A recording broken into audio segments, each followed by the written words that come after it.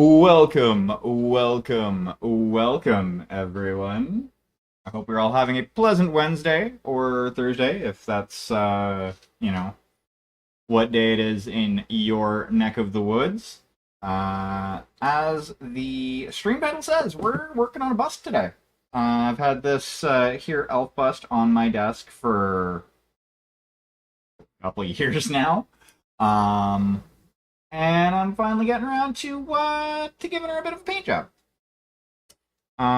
So what we're gonna do first is we do have to do a little teeny tiny bit of paint mixing. Um, because the skin tone that I'm using is an opaque paint, and it will kind of fuck with the like the highlight slash shadow that I've airbrushed onto her. So what we're gonna do first, we're gonna take my Two Thin Coats Elf Flesh and some of my Spirit Medium that I have left.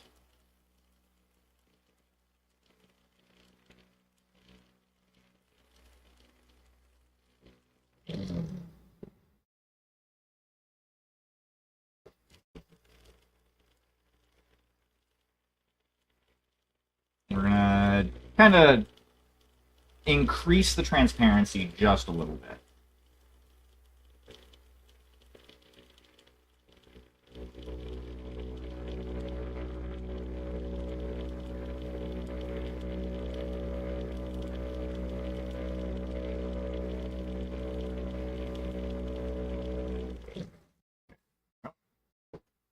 So let's first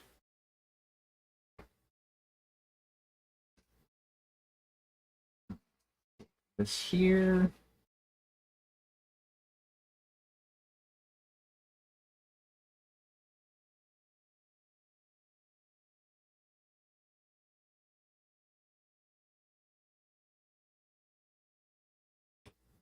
No, don't do that. And yes, I'm reusing a Two Thin Coats bottle for this.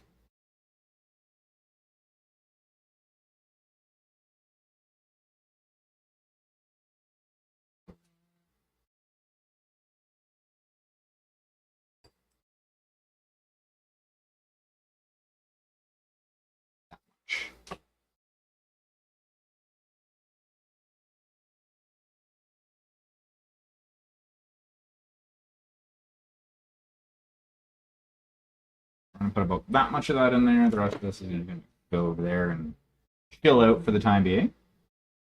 Um, Now,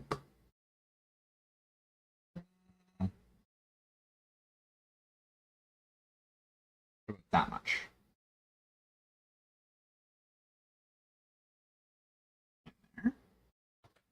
Now, we're going to take our agitators.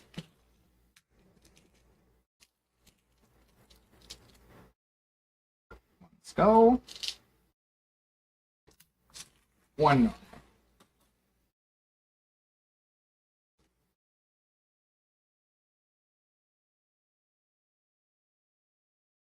And then to the vortex mixer.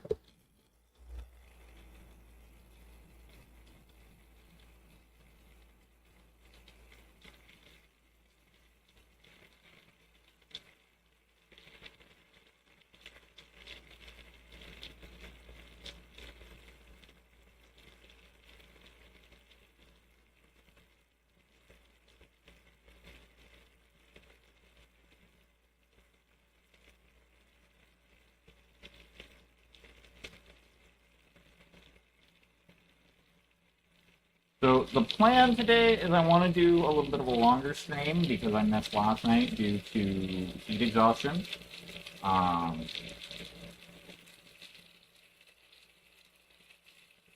so there's that.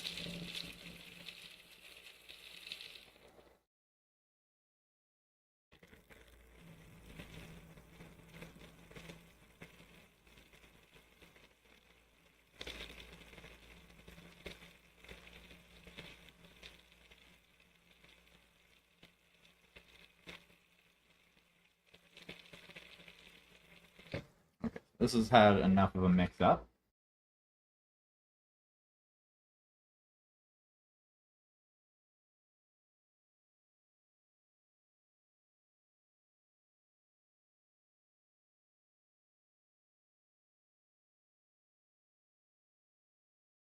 That many drops in. Put you over there. And let's start. Yeah, we'll start with a size 2, which I'm going to have to clean off before I can use. And this, kids, is why I always say you should make sure you clean your brushes regularly.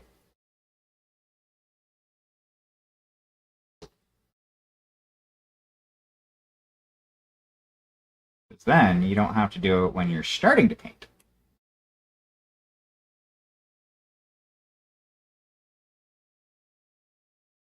Two.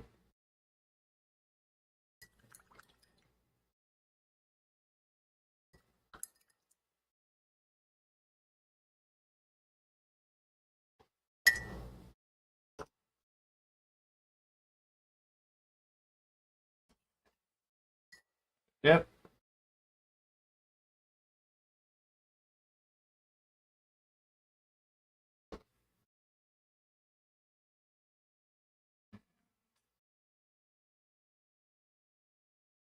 Well, that's why there's the voyeur tag in the Discord.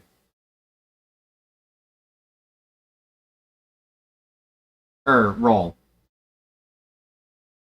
Because then it will automatically let people know that it automatically lets people know that I'm streaming.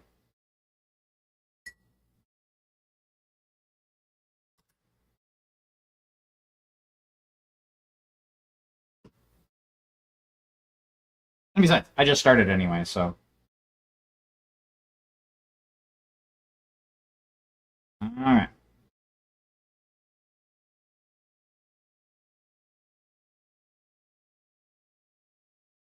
And since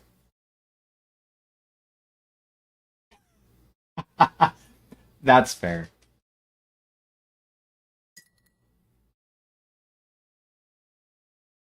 But yeah, if you I think it's like the streaming content creation role. I named it voyeur because I'm just like that. Uh, that one will let you know when I'm live. I don't really have anybody else that it calls out when they go live. In this Discord.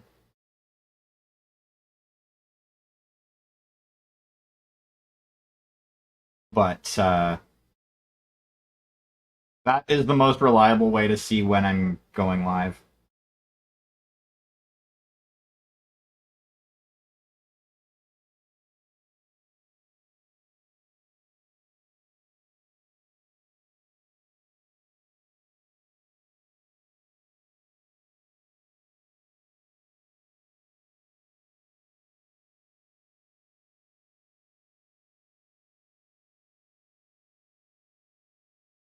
But as I said, I'm starting on this here bust today.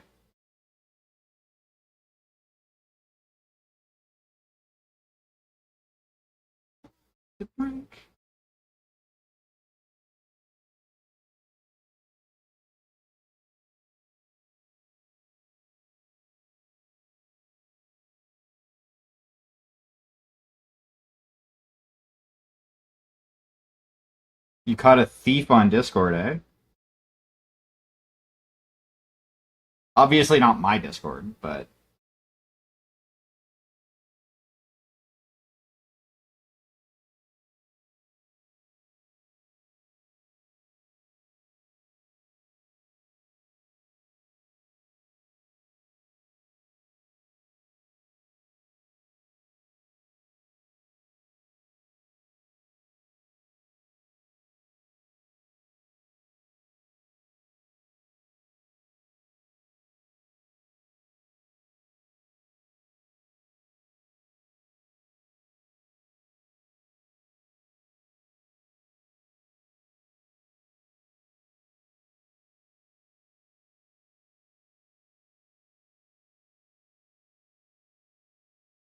ah,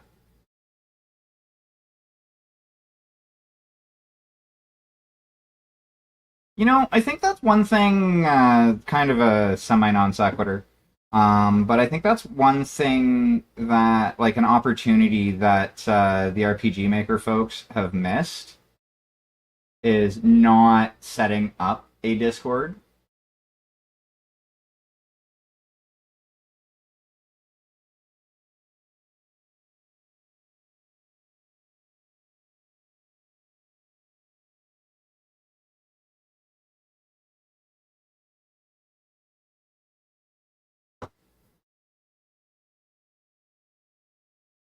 Fuck. Anybody, as soon as somebody says that they're starting an NFT game, I automatically assume that they're a thief or otherwise a scam artist.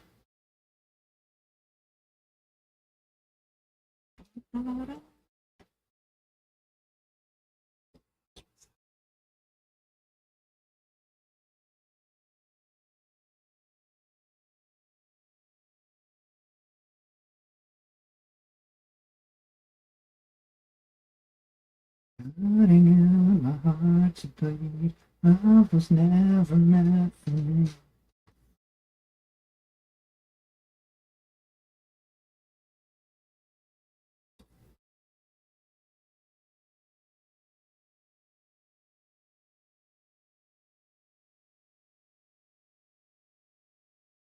One of those types.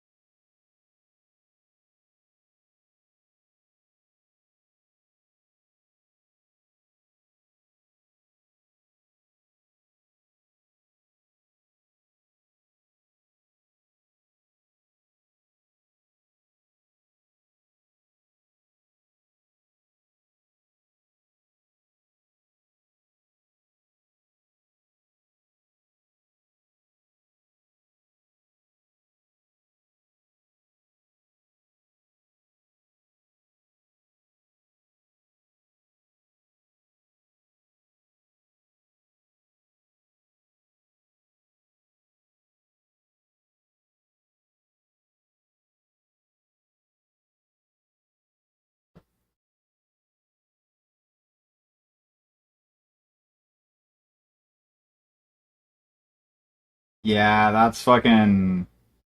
That's bunk. When people do that, like,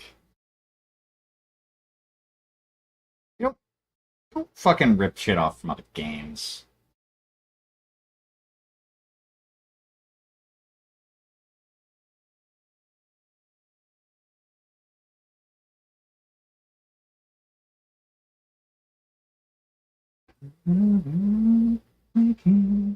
God, I'm just gonna hunt you down.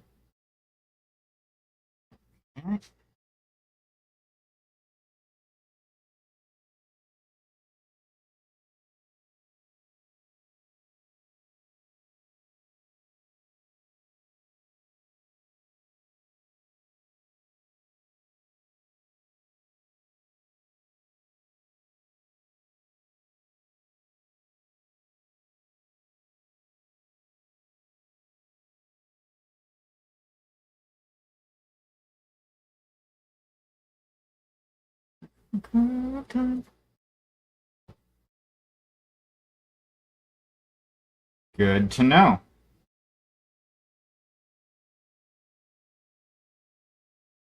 If they ever appear in my Discord, I will just insta-ban them. Granted, if that was the case, they'd have to appear in chat here on Twitch first.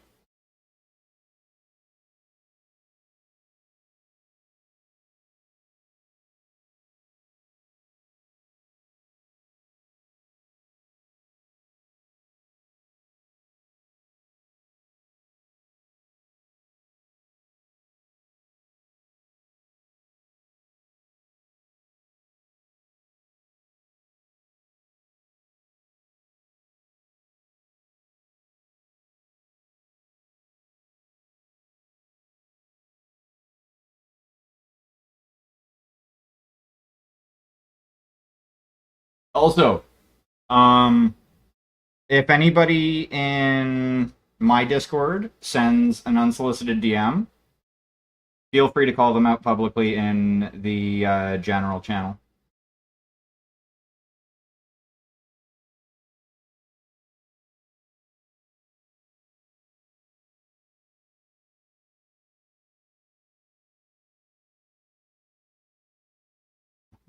Saints of God's dictating in our violent ways.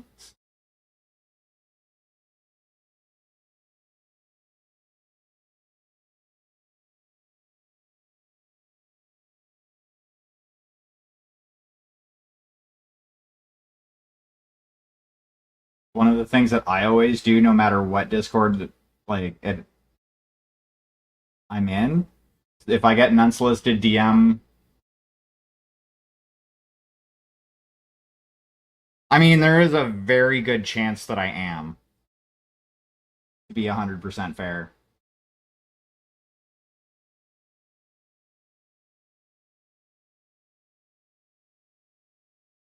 Waits for you.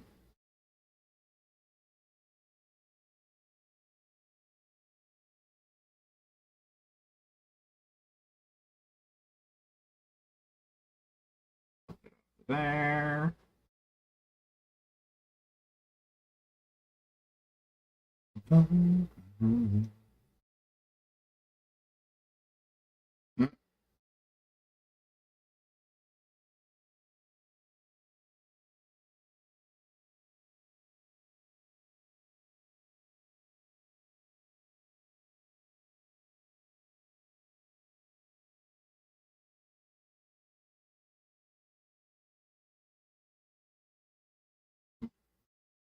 Not supposed to hit the camera with the fucking thing that go.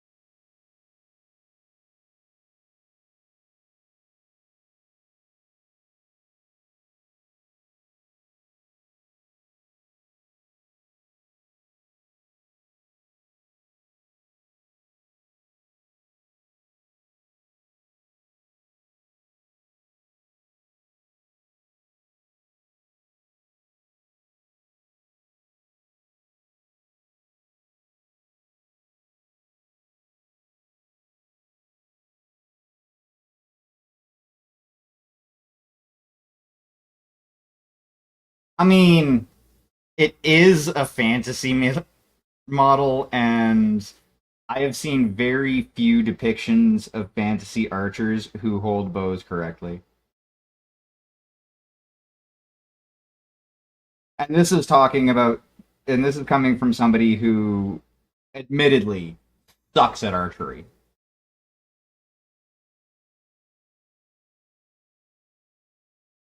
Granted, that's mainly because of like a lack of experience actually shooting bows.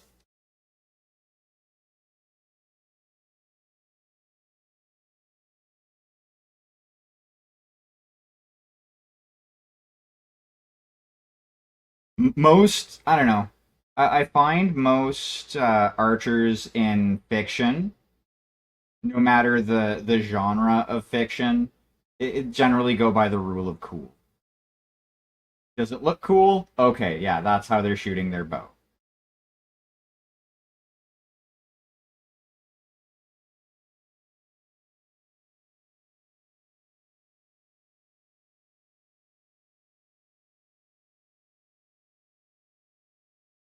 To be fair, honestly, it's mainly just like I haven't like I've shot a bow a grand total of I think 3 times in my life.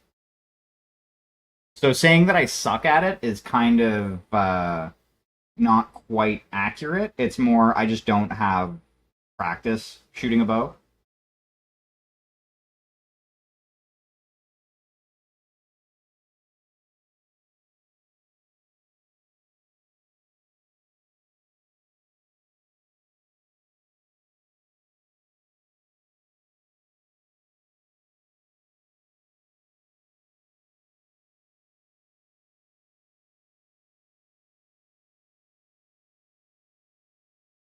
And the only thing that's really stopping me from learning is a lack of money to go to any of the archery classes slash ranges that are local.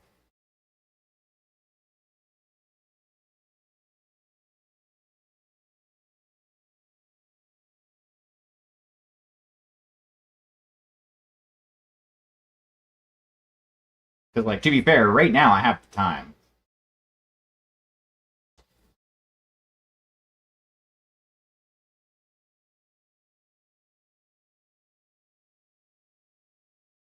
Maybe it's a warning shot.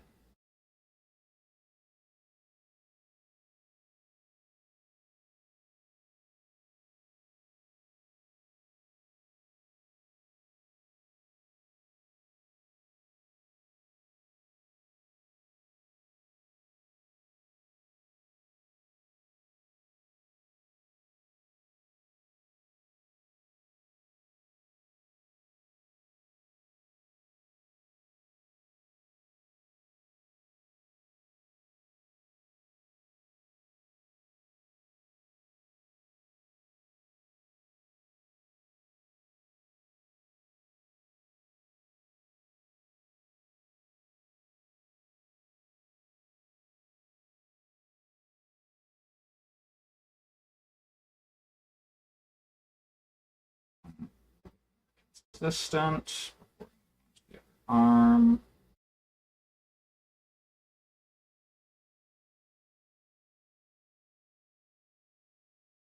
Okay.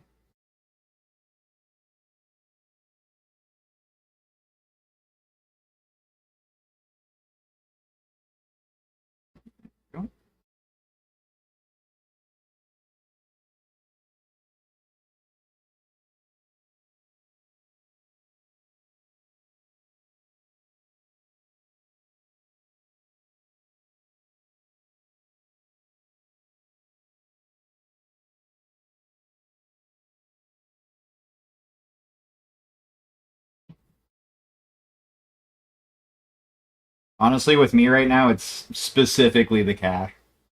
That and like, well, I'm pretty sure most of the archery ranges I could rent a bow. Um, at least I hope I would be able to, but if not, that would be the other thing that I would need to acquire is my own bow.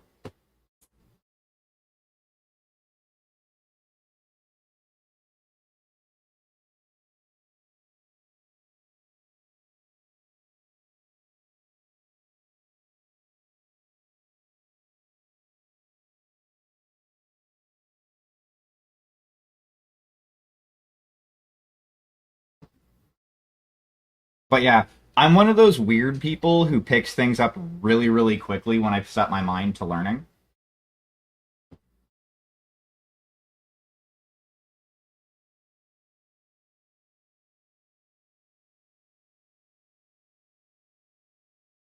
She doesn't even have like a solid grip on the bow itself.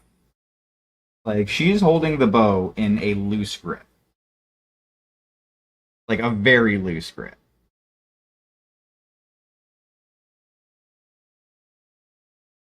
I also seem to have missed a support.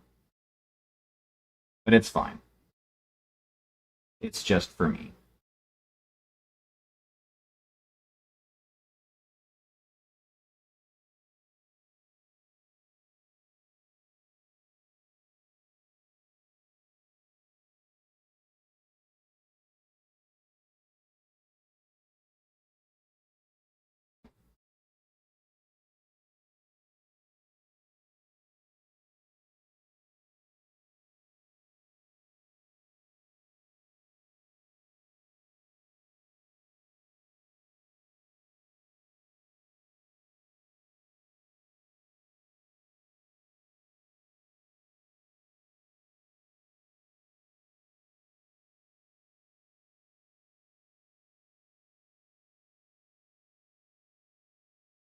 Okay, I need to fix that.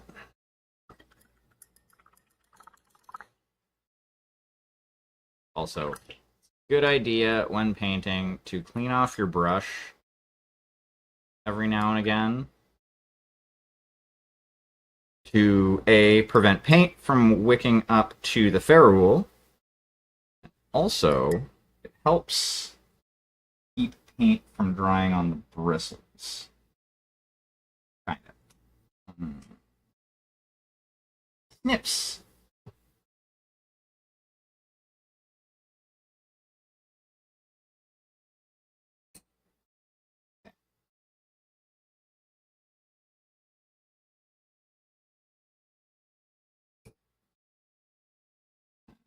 I can fix that. But yeah, like for the bow grip, I don't have anything that would be the right diameter. But the way it looks is like actually, aha! I'll use this. Like instead of actually holding it like this, it looks like it's more of a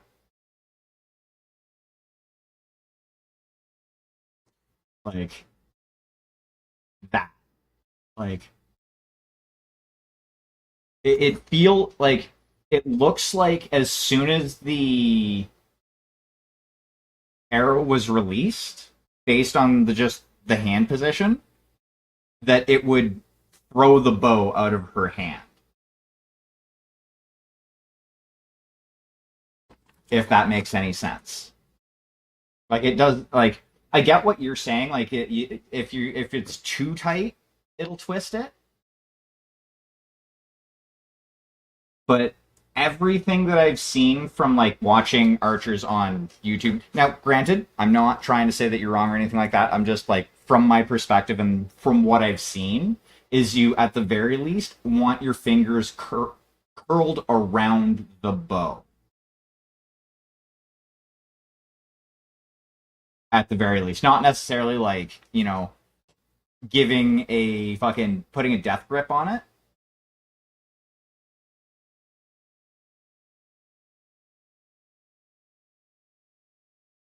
But like I said, it looks like it's just like you know, the fingers don't look like they're actually curling around the bow. They look like they're just kind of open rather than a closed grip.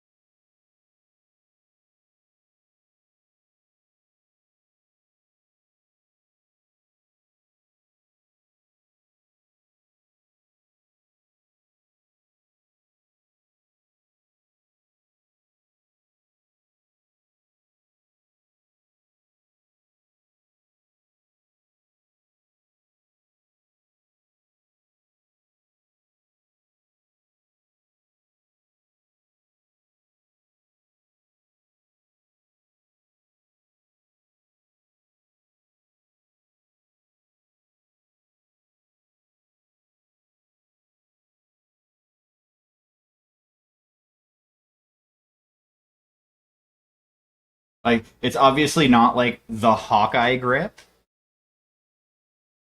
because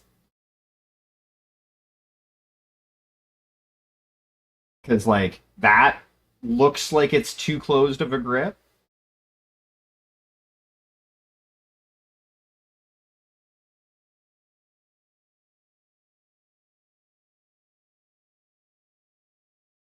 But I mean, nobody has ever praised the Marvel movies on their accuracy when it comes to real world shit, or even when it comes to Marvel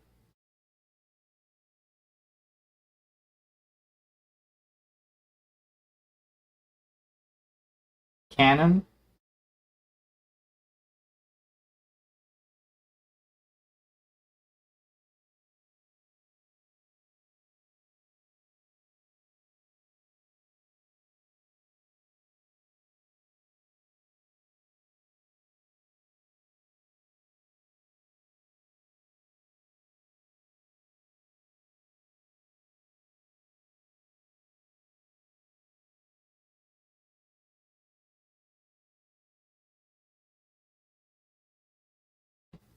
Yeah, like that's one thing that I've noticed. No matter what, locking your limb, be it punching, kicking, swinging a sword, etc., is always a bad thing. That's going to lead you to either being not very accurate or injuring yourself.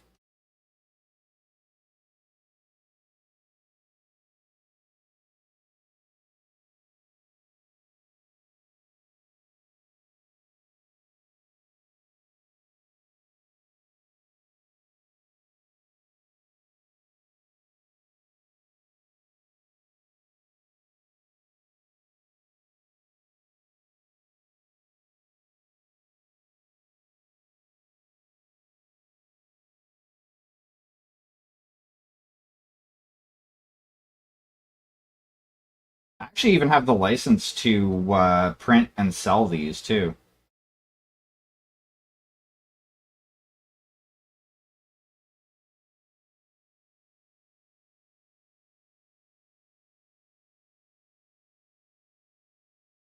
Yeah, that hurts. I had that happen the first time I shot a bow. I learned my lesson very, very quickly.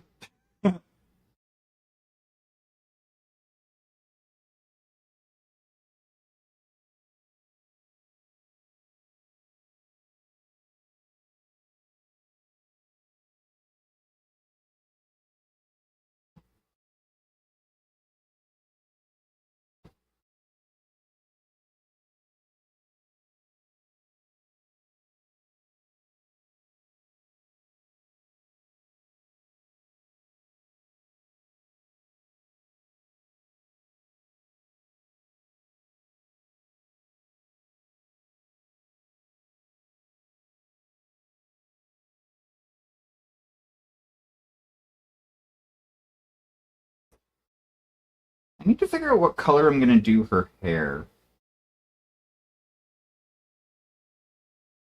Because like the last one of these I did, because I have another bust from the same set that I had printed off and painted. Basically, I printed it off. I printed both of them off at the same time. Um, where I did her hair purple, which I thought was kind of cool looking. Um, but I don't know if I want to do the same hair. I don't really want to do the same hair color.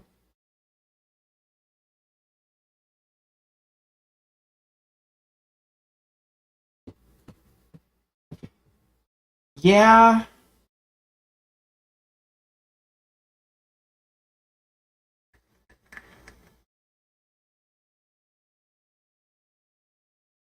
I mean, there's a lot of things that I can do with my feet. Way back in the day, an ex of mine and I, um, like tag teamed making a phone call using our feet. It was like back before cell phones. It was like a landline phone. So like that's kind of hard to do one person with your feet. Um, I regularly pick things up with my feet.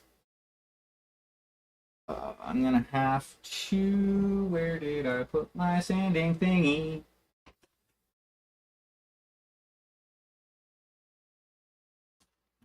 There. I need to clean my desk because it is a fucking pigsty at the moment.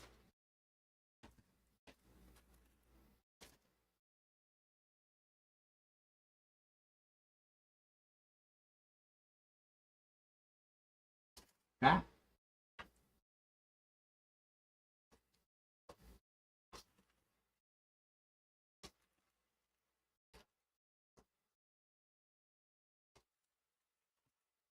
Oh, can't find the block. Fine.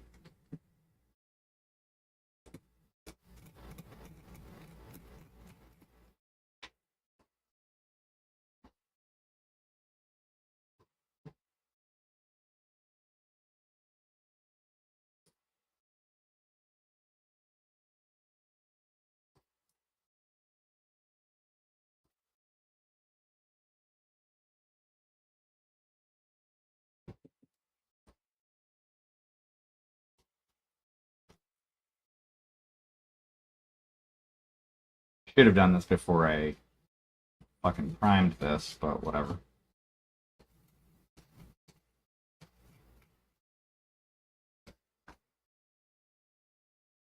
That's better. It'll have to do.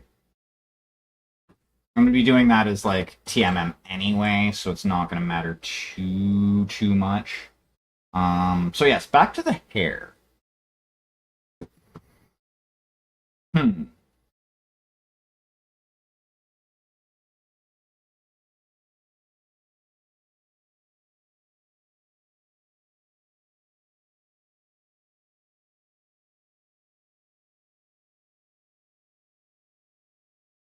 Is your OC the same as or similar to the Discord display picture you have?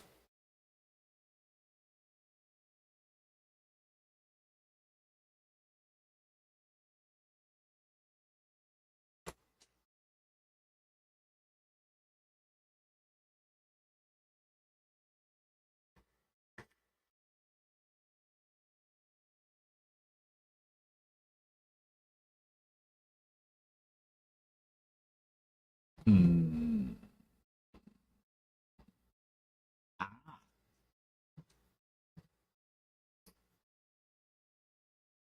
Should I make her a ginger? I mean, her skin color is going to be darker than ginger skin color, but oh, nice.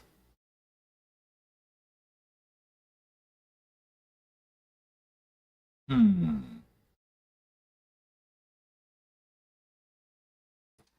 Yeah. So we're gonna use the Daler Scarlet, which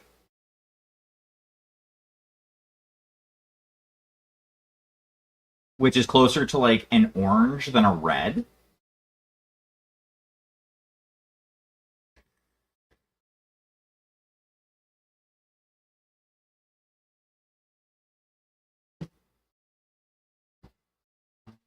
You okay? Cool. You are transparent.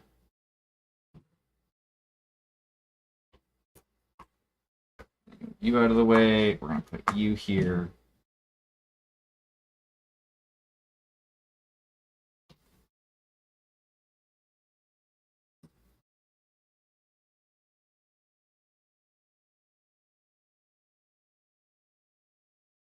Mm, 3 drops should be enough.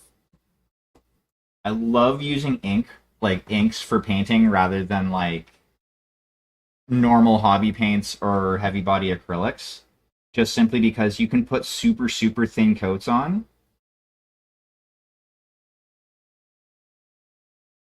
and like it makes mixing and whatnot that much easier.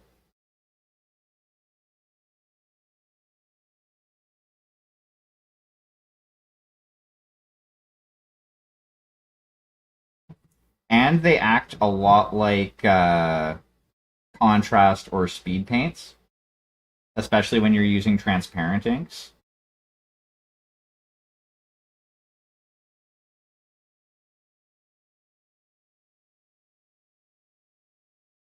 Opaque colors obviously are slightly different when it comes to stuff like that, but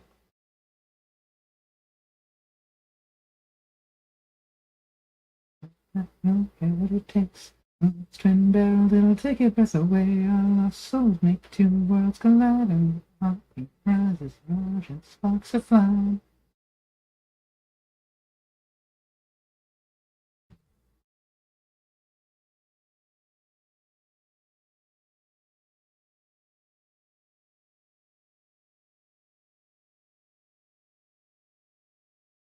Also, pardon my occasional terrible singing.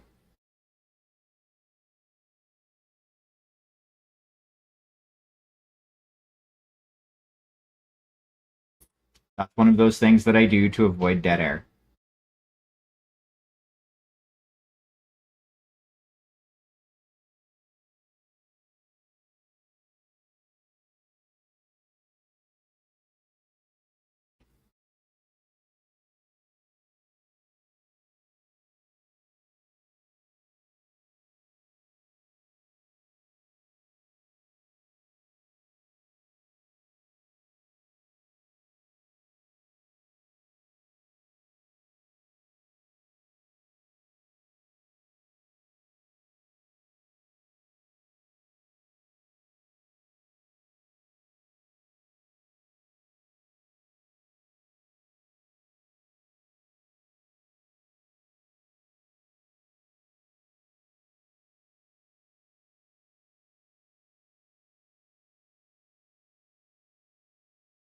That and it confuses anybody who watches the VODs or on YouTube because of the way I have my audio tracks set up for streaming.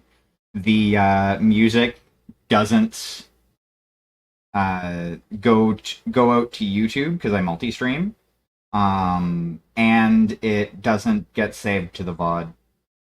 I don't like my streams being muted.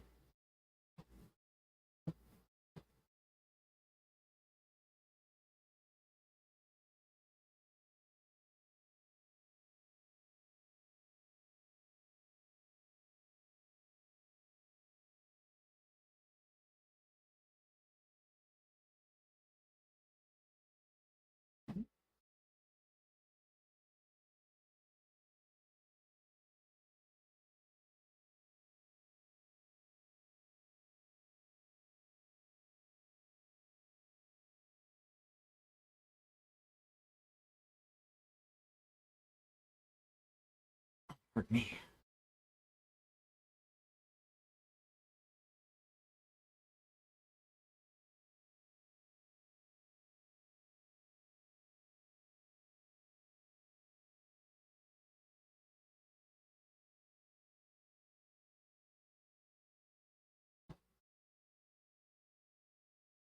Part of that is shirt.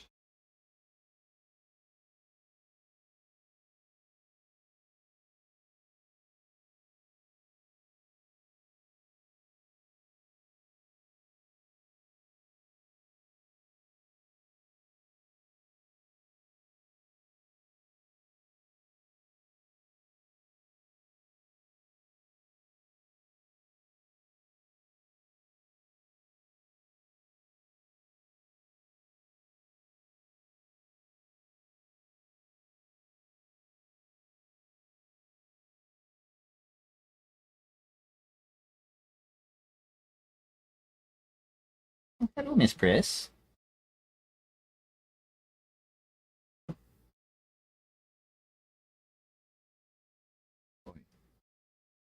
Put new tape on this so that that doesn't fucking get pushed around anymore.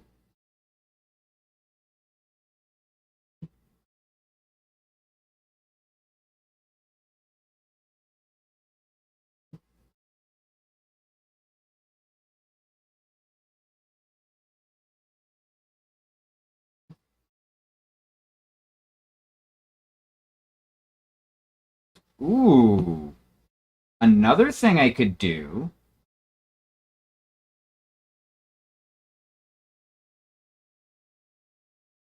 which could be interesting, is give her two different hair colors, like basically kind of split it down the middle and make half her hair one color, half her hair another color.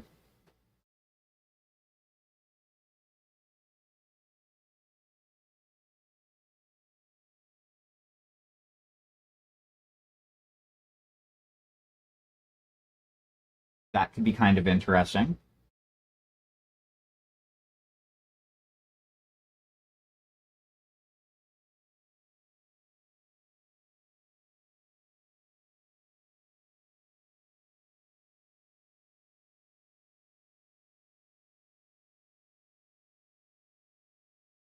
Nah, I'm not gonna do that. 'Cause that would just be a little too over the top. And while I like being extra whilst I am painting,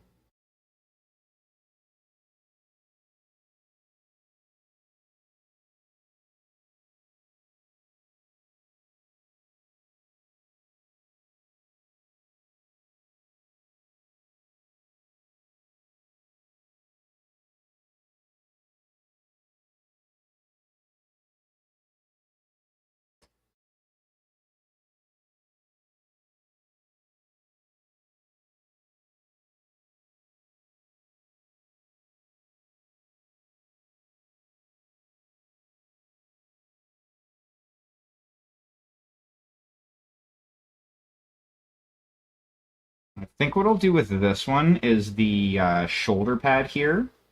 I'm gonna do that rather than TMM like I did the other one of these. I'm gonna do it as I'm gonna make it look leather or make it look leathery.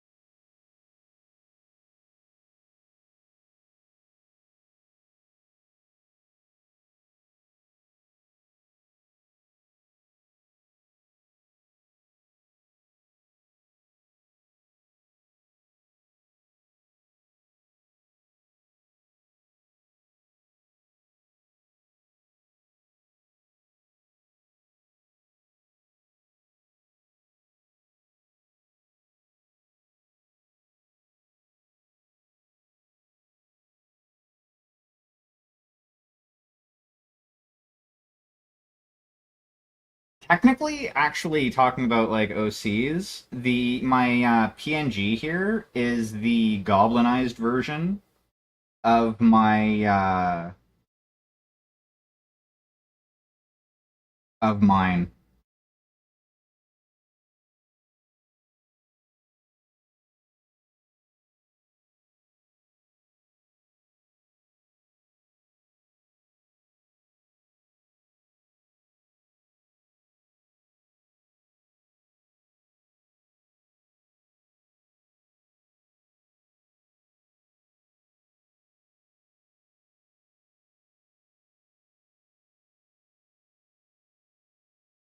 The original one is more is closer to traditional tiefling style.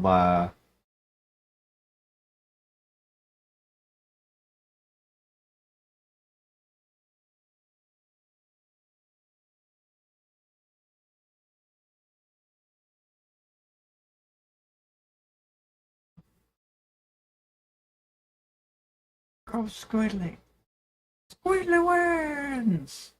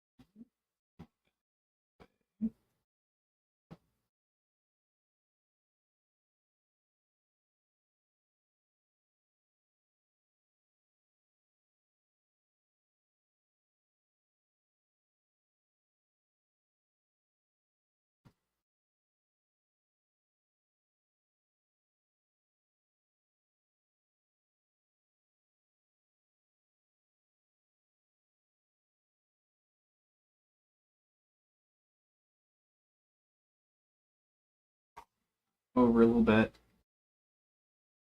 It's sticking my hand or my paint handle in it as I have this at this angle.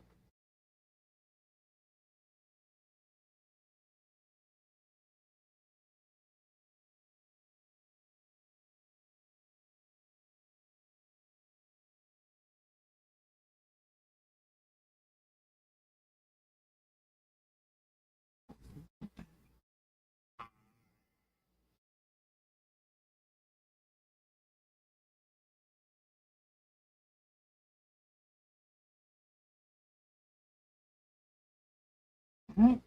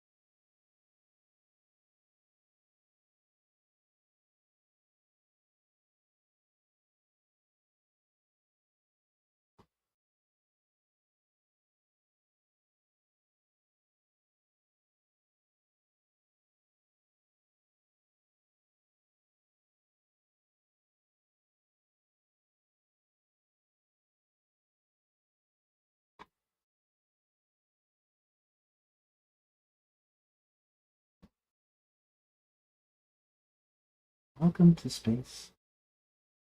What were you expecting? It's a dangerous place.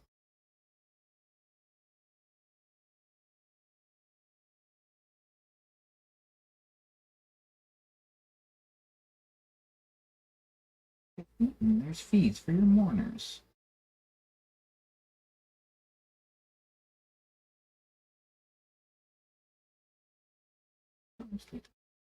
Only right closer.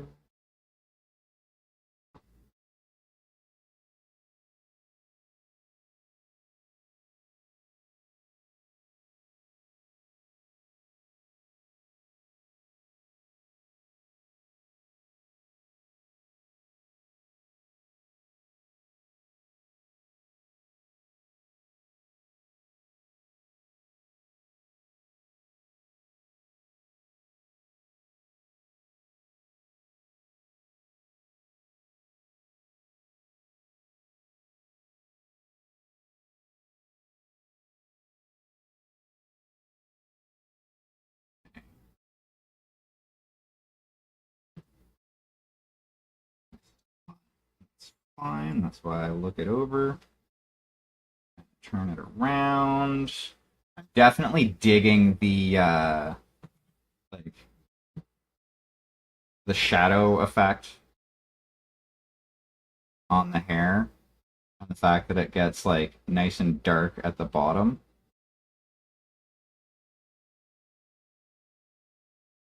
So like you can tell that the light source comes essentially down like that on the top of her head.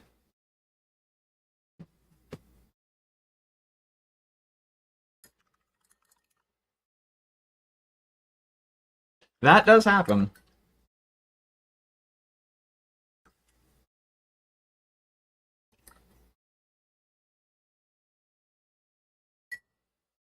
If you are looking for somebody to like update your OC, um, I would definitely recommend Patchwork Goblin. They are an artist here on Twitch. They're the one that did my current goblinized PNG.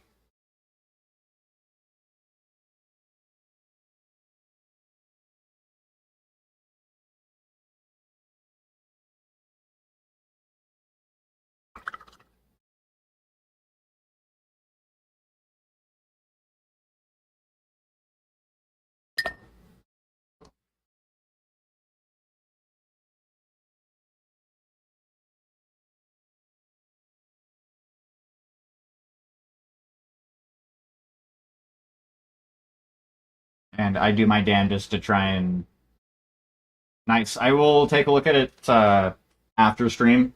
Um, because of how janky my setup is, I'd have to like go over to my couch, which is like across like literally the other side of the room from me.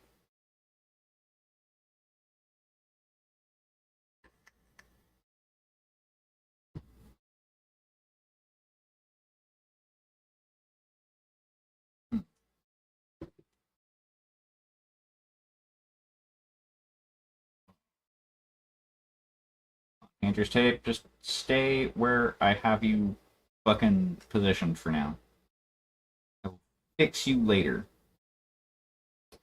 Okay. So I have the hair basically set up. The bow.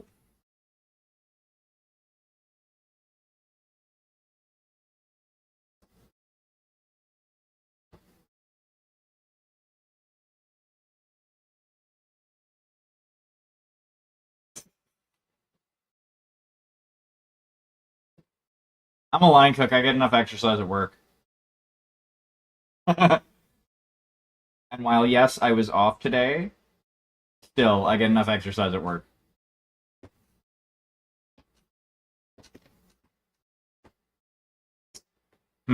Okay, so I want to work on the bow now. I have a couple of ideas on how I want to do it.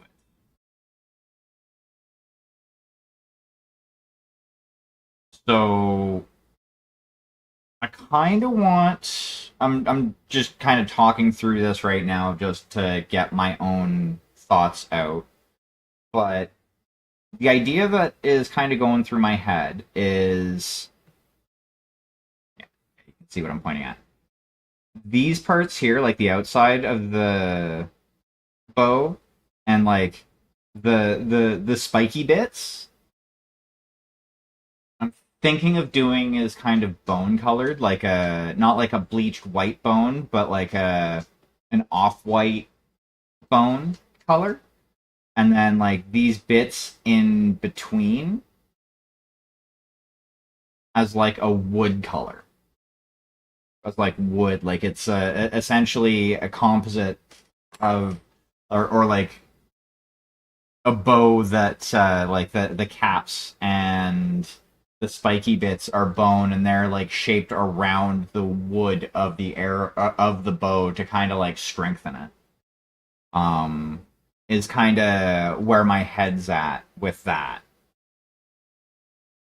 Granted, I know that's not how bone works in regards to like bows.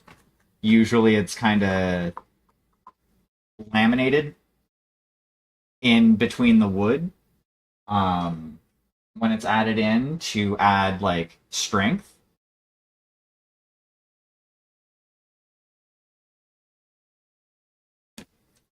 It's a fantasy thing, though.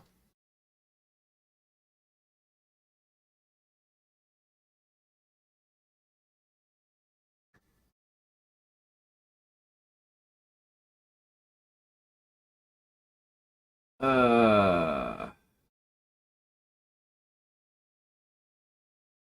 Block the bot.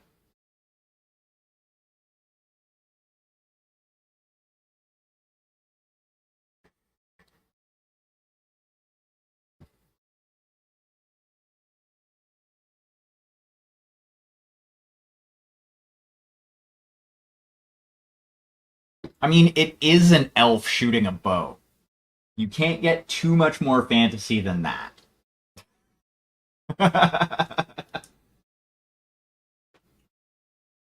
Also, I don't know. I don't know what it is. I like incorporating like bone and stuff like that when it comes to fantasy type stuff.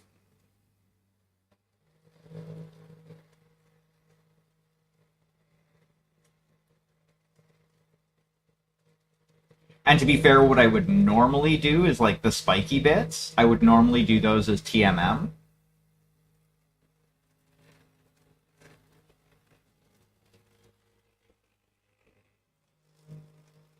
But yeah, I don't do low fantasy.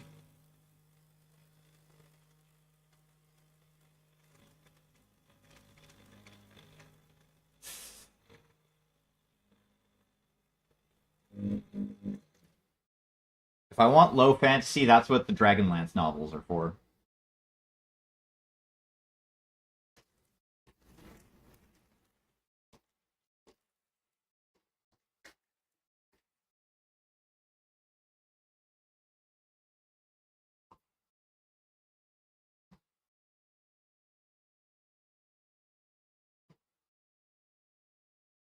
And to be fair, I usually do like the base color for bone and most wood kind of similarly.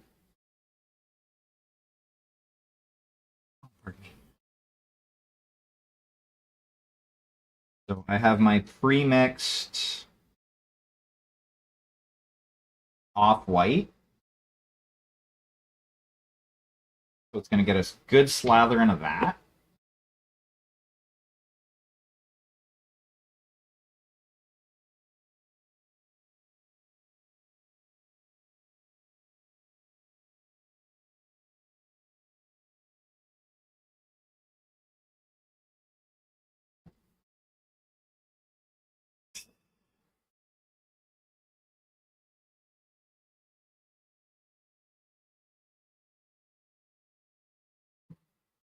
I don't know. I started painting like miniatures and stuff with Warhammer 40K.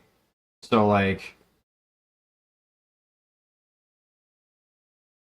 based in reality is one of those things that I haven't really put too much stock into in regards to painting stuff.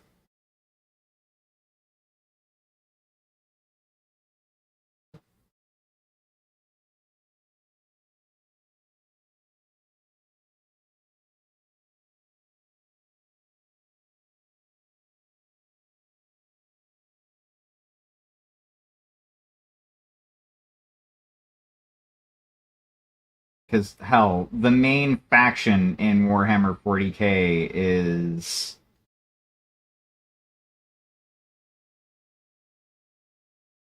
superhuman fucking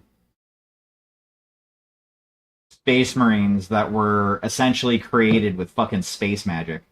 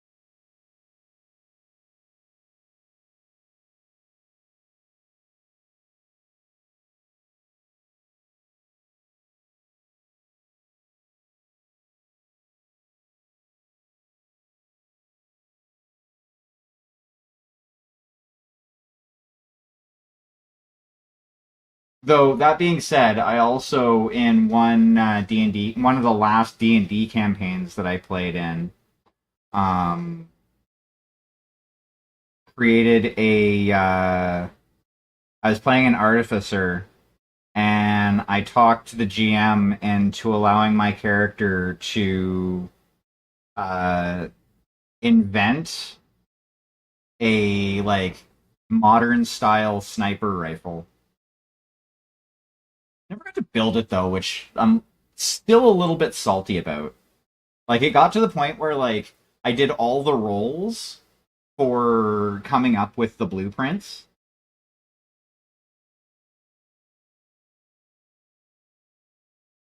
but the GM ended up getting burnt out. I don't know if they got burnt out or just lost interest before I got the chance to actually construct it.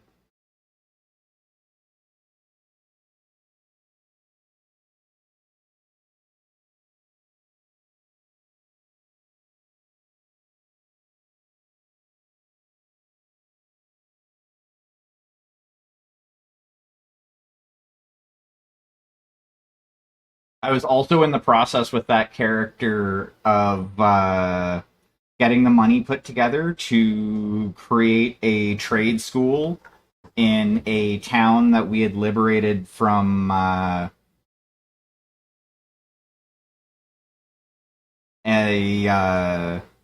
corrupt noble slash fucking mining corporation.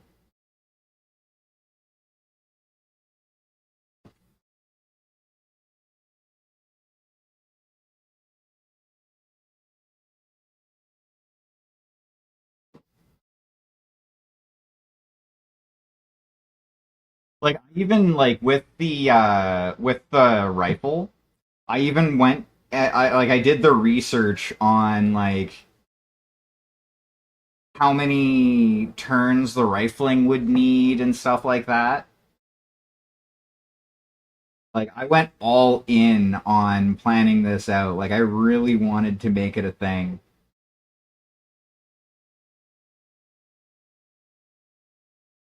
And then yeah, they gave up. I was very, very sad.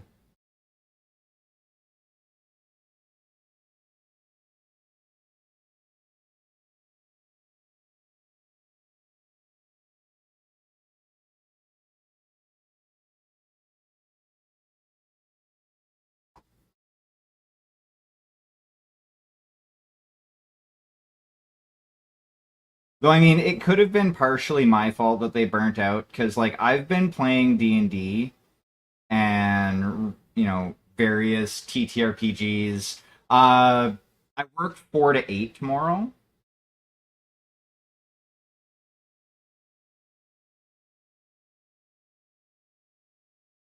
so like I'll be home and available by like I'll say quarter to 9 to give me time to like decompress and eat my staff meal.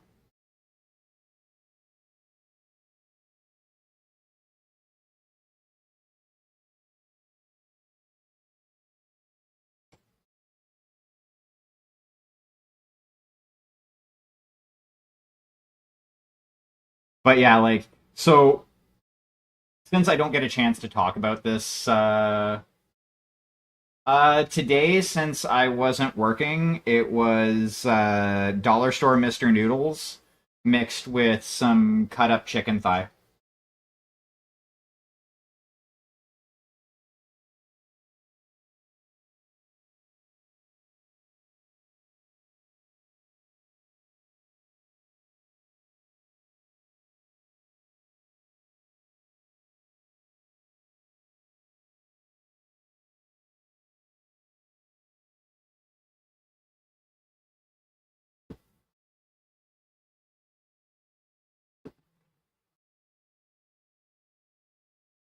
Which reminds me, I actually need to go on a journey tomorrow before work and grab some frozen vegetables from fucking Shoppers.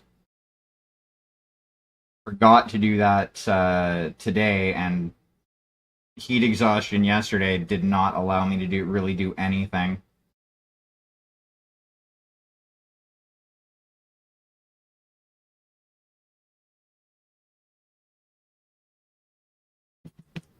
So I think the arrow itself, like the shaft of the arrow, I think I'm going to do that as bone as well. Um,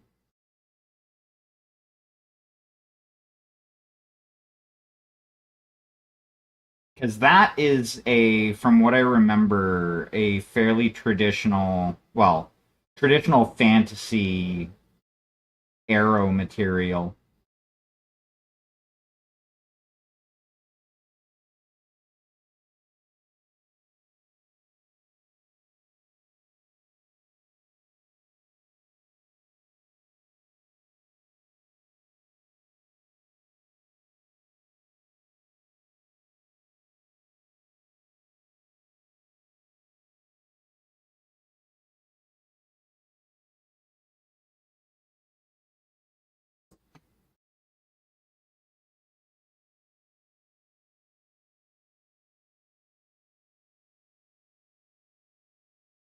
Honestly, my go-to, like if I'm like I don't drive, so like my general go-to is usually via Uber Eats, and it's no frills.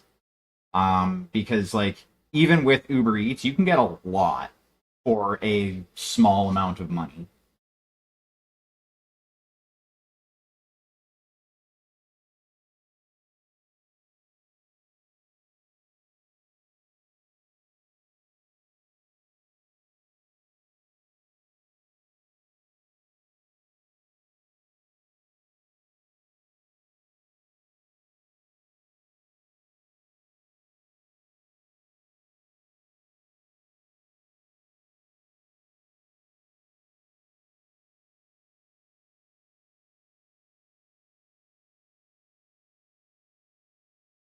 Ooh, nice. Definitely.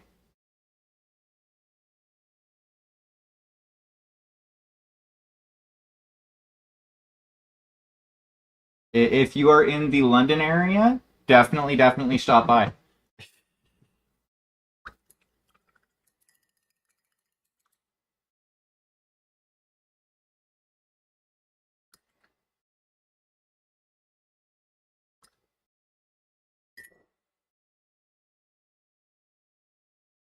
That's actually something I haven't made for myself in a while is burgers.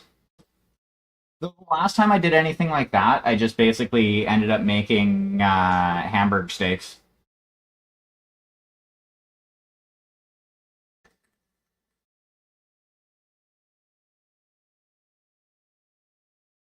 that were filled with cheese because I like cheese. Cheese is tasty.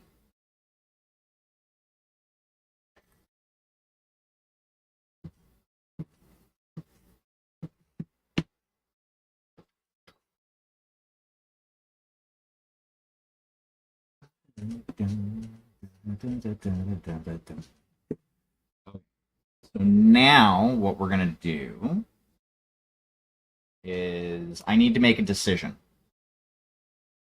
for the wood and for the bowstring.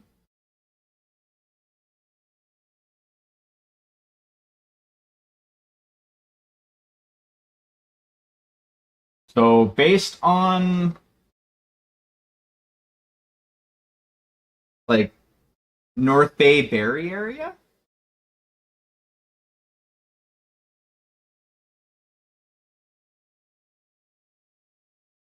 or east rather than north.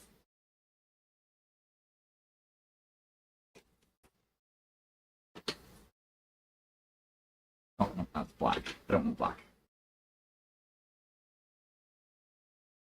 Okay, so either raw umber.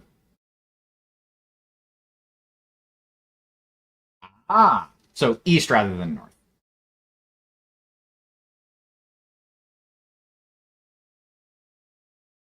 Hmm. Do I want raw umber or sepia?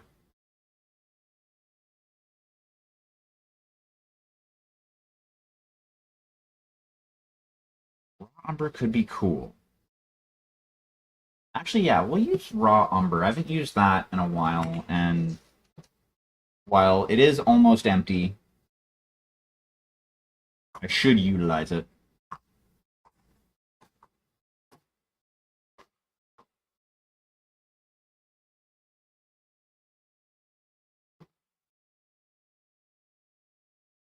I kind of wish, honestly, I had the scratch to. Well, I kind of wish Greyhound was still a thing. That way I could more easily visit northwestern Ontario,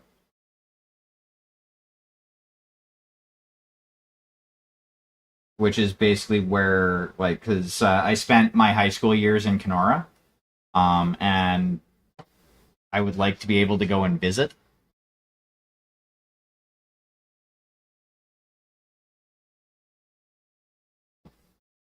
Nah, it's one of my favorite games ever.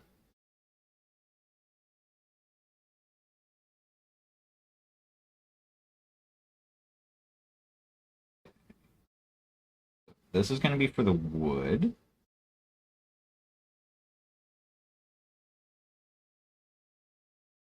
Bowstring, I have a different, or not the bowstring, the bone. I have a different brown that I'm going to use.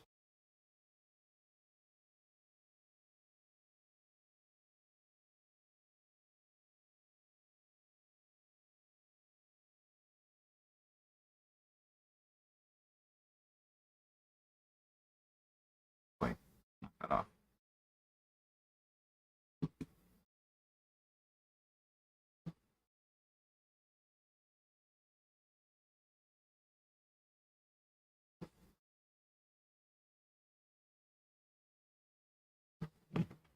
That reminds me of Kenora, because like really the only things to do there are drink and tour around bushland.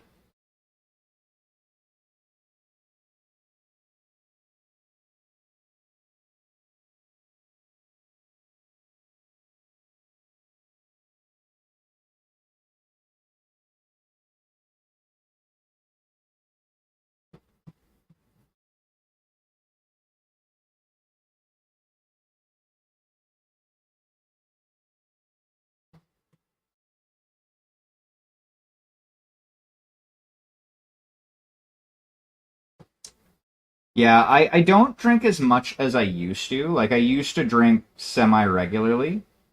But I am not a big fan of hangovers. That and I generally don't have a lot of people to drink with, so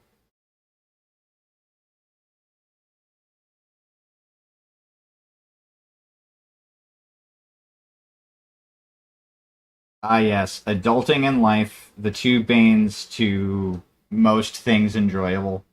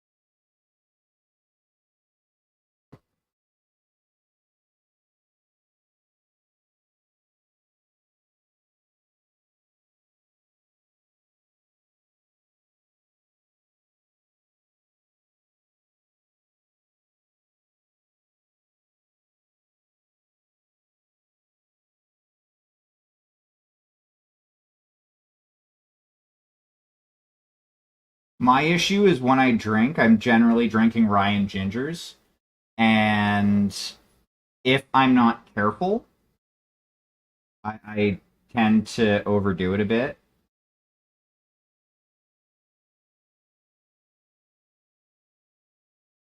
because rye and gingers are fucking tasty and they taste like chug chug chug.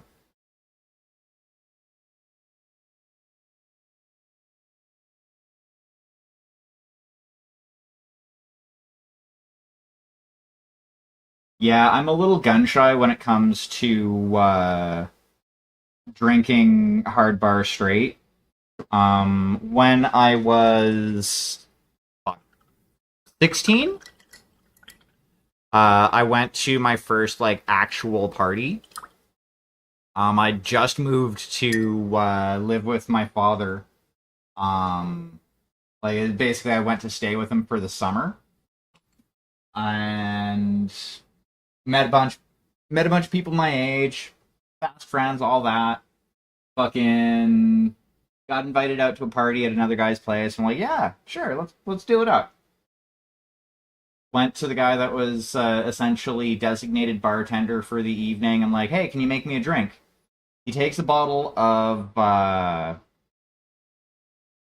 was it? Fucking it was vodka. It was Canadian vodka.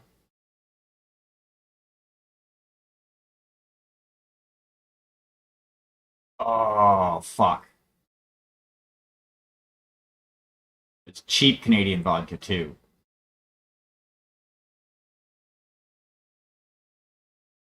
Something ice. Drawing a fucking blank and it's gonna bug me. Um what? This is what we have Google for.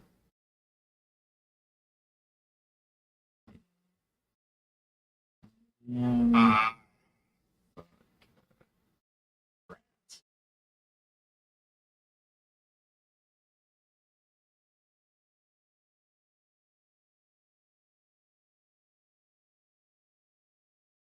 no, no, no, no, no.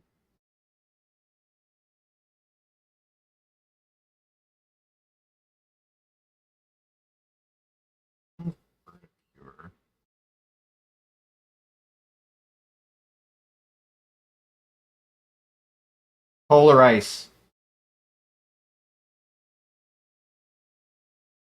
is polar ice. Well, dude fucking looks at me and he's like, he puts the, he was also like doing double duty as the party's DJ, puts the bottle of polar ice on top of the fucking radio slash CD player that we were using as the music. He's like, here you go. And me, being a stupid kid who had never really drank before, grabbed the bottle and I fucking take a big swig and like I'm talking like glug glug glug. I get three like chugs out of it before like he's like whoa whoa, whoa no and like I stop and that was the last thing that I remember clearly of that night. I remember nearly puking on one person's shoes.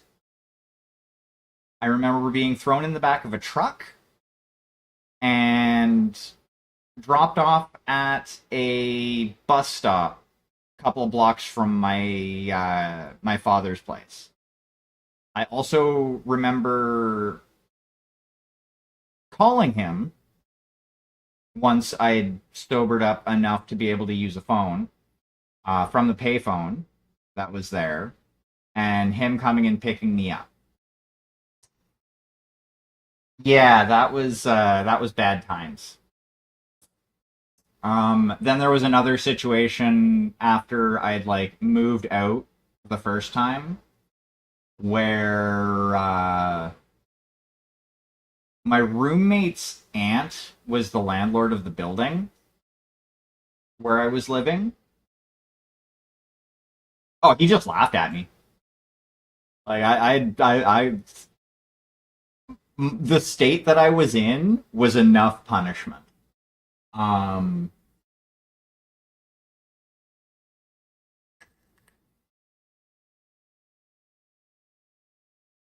but yeah, so uh,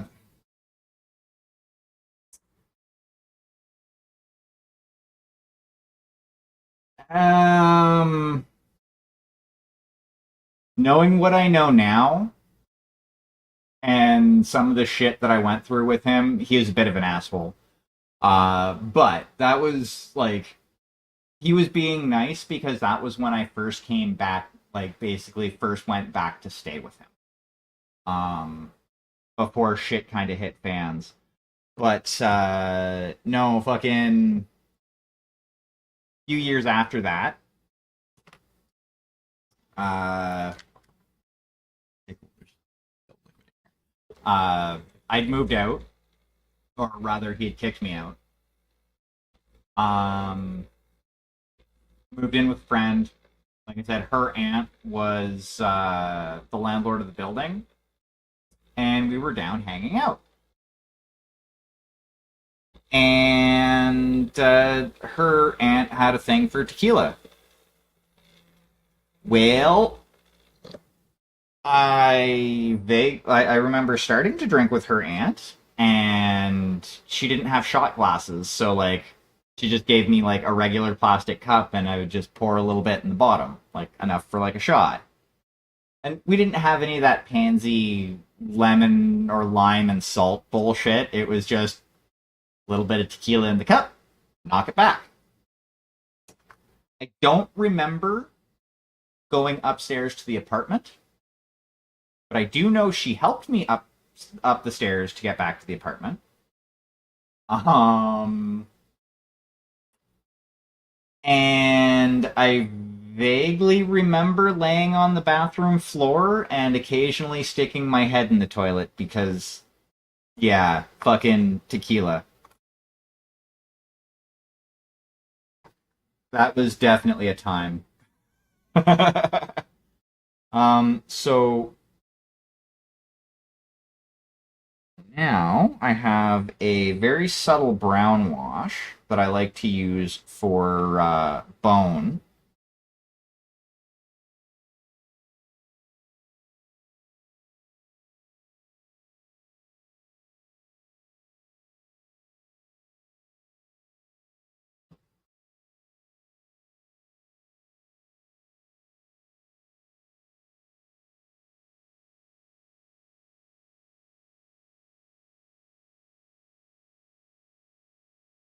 Oh, I generally am as well. That was just I was in when I did that, I was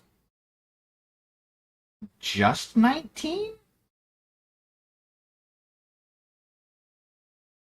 Like I was a dumb kid at that stage. I definitely had learned my lesson.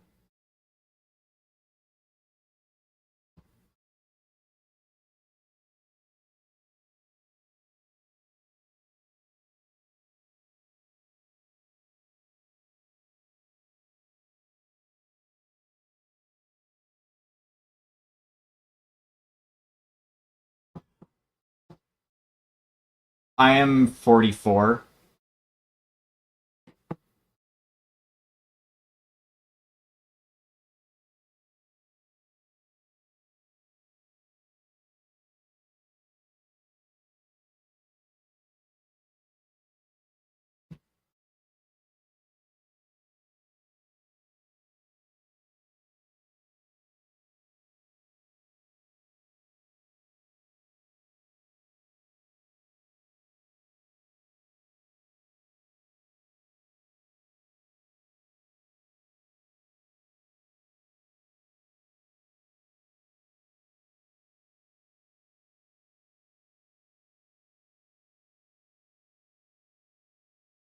I told you there's a good chance I was older than you.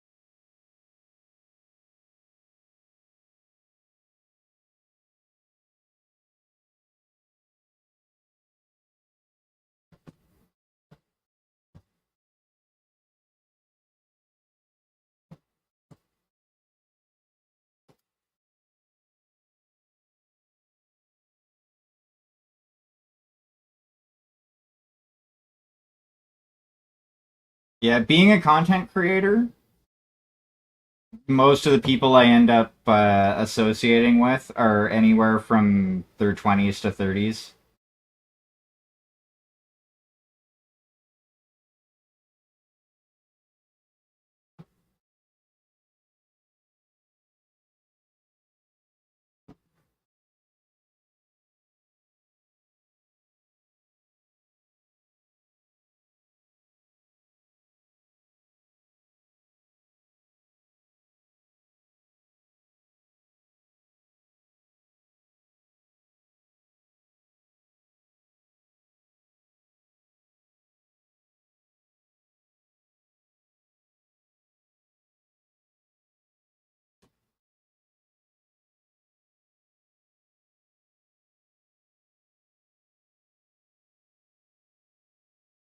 Yeah, I'm cool with that.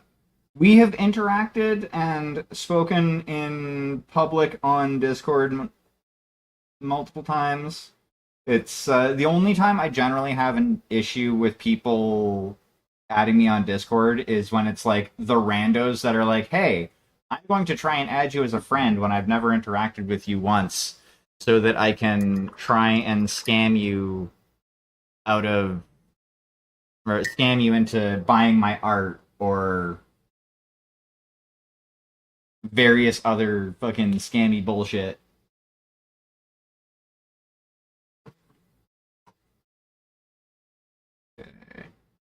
Yeah,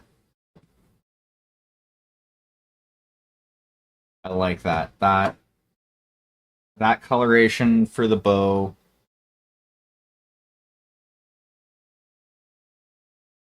is basically what I was going for. I know it's not fucking coming through perfectly on camera, but that's just because I have a semi shitty camera.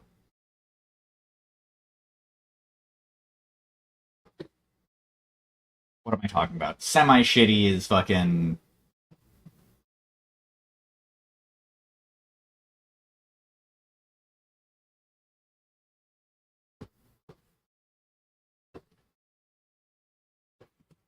Honestly, I went through a like 2 3 week phase of watching Beat Saber videos on YouTube, and that's what fucking turned me on to this song.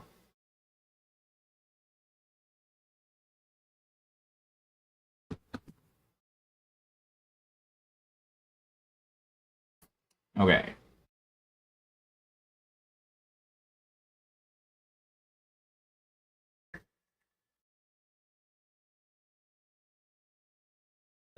I'm pretty sure that was one of the channels that I had watched. There was like 3 or 4 different channels that I remember watching. Um, like honestly, for a while, it made me want to try and save money so that I could get a fucking VR setup. But this hobby tends to end up costing me money because, like,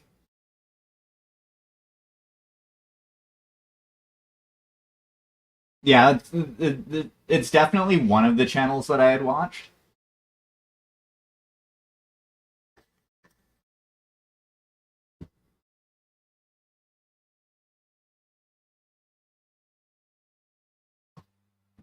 Okay. So what? Oh, I need to go back to this because I missed a little bit of hair.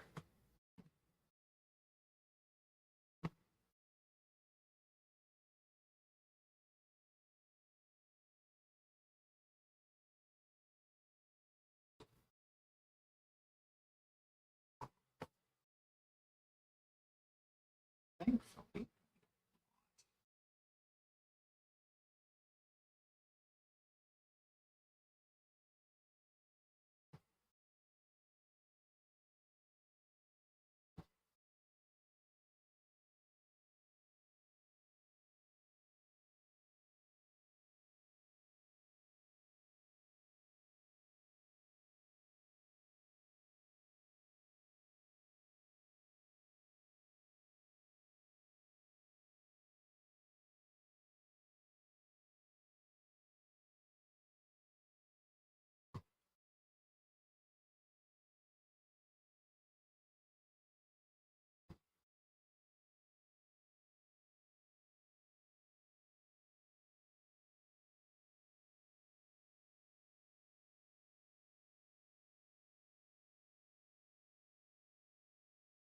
I kind of wish I had, like, with one of my bonuses from the factory that I used to work at, dropped some money on a VR setup. That would have been the perfect time to do it.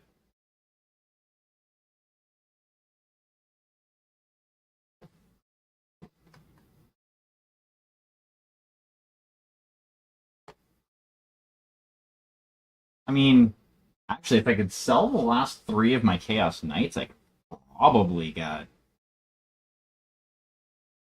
Actually, that's something to consider. But that's something for a different day. Now, so that shoulder pad, those shoulder pads there, I'm gonna do those as leather. Um, the shirt. I need to figure out what I want to do the shirt.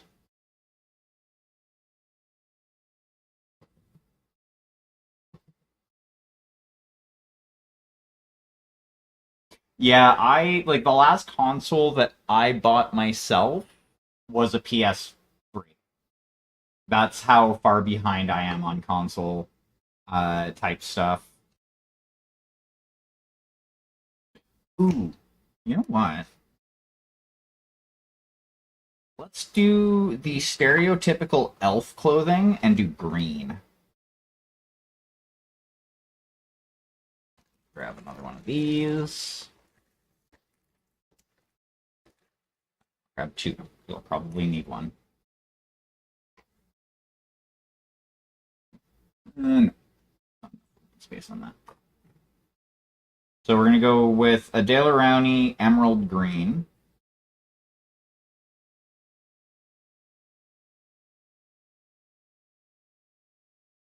That is entirely fair. I used to do either audiobooks or ebooks when I was taking the bus everywhere.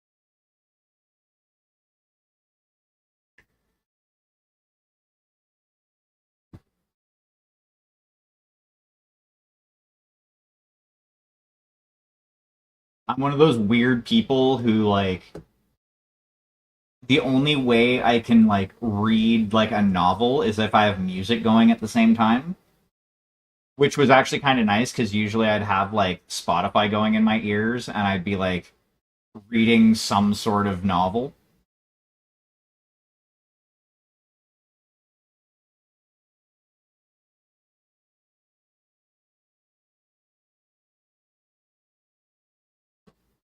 The only time I didn't do that was when I was working for Hellas, doing like outbound retention, and I was weirdly able to like read a fucking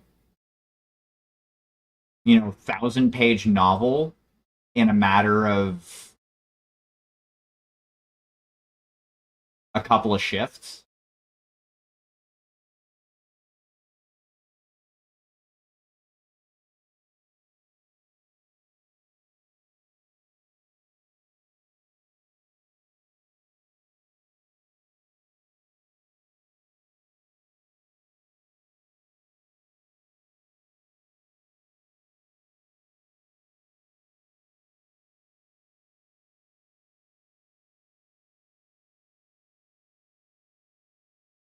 And like I'm not talking like skim, like actually read the full thing. It scared a few people.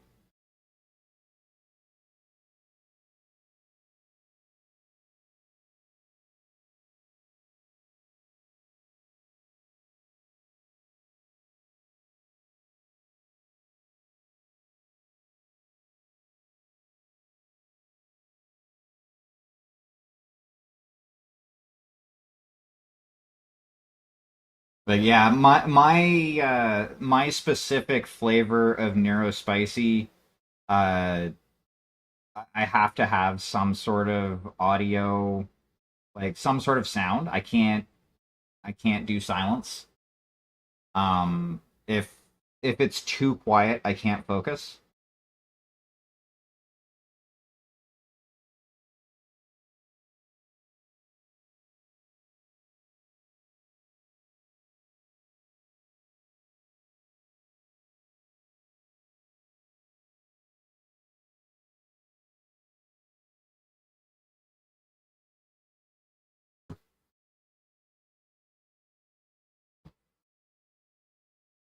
That is 100% a part of it. Um,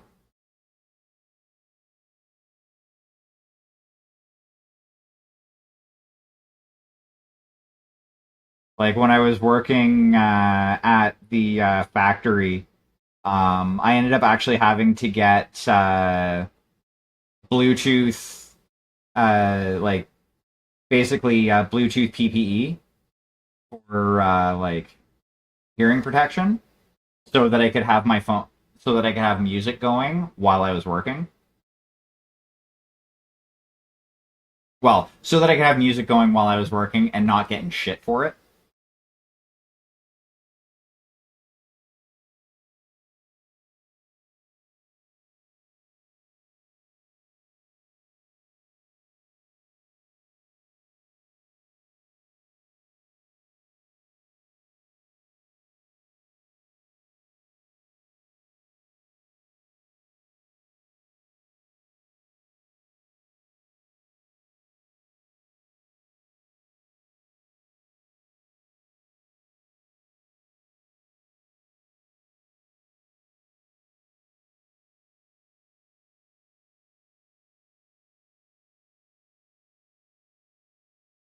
Oh, we weren't allowed music either. It's just I got like, because we had to wear hearing protection because of how loud it was. I have to wear over ear hearing protection because I can't, due to sensory issues, I can't do earbuds or the like earplugs, in ear earplugs. It's just it I can't do it. So 3M makes hearing protection that like they're Bluetooth headphones,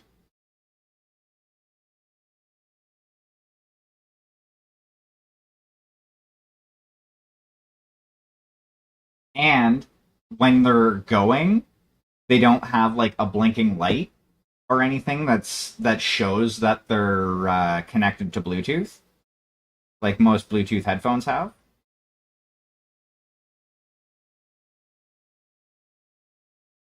So like unless you actually took them off of my head and put them on, you wouldn't be able to tell that they were going.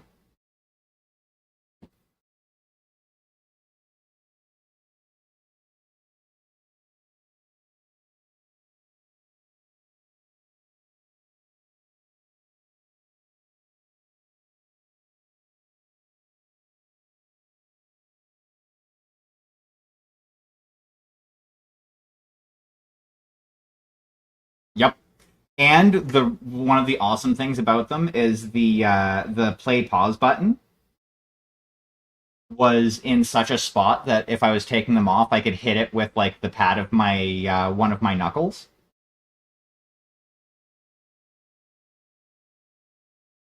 So like it wasn't obvious if I was turning them on or turning them off.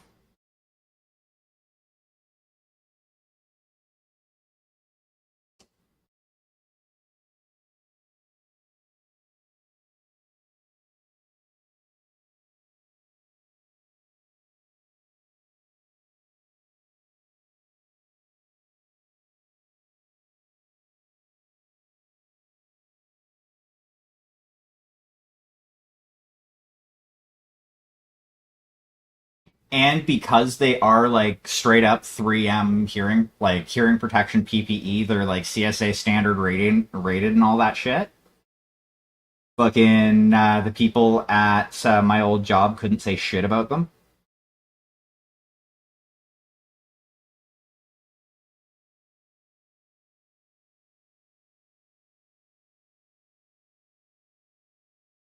That and like half the people on the floor during the day shift, because like I worked afternoons, um, which is basically why like most of my streams are at night. But yeah, like half the floor wore them during the day, and nobody said shit about them.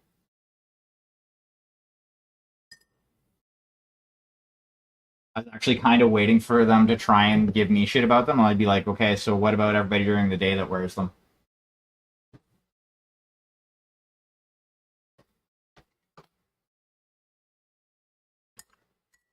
And like, all things considered, the sound quality actually isn't terrible on them.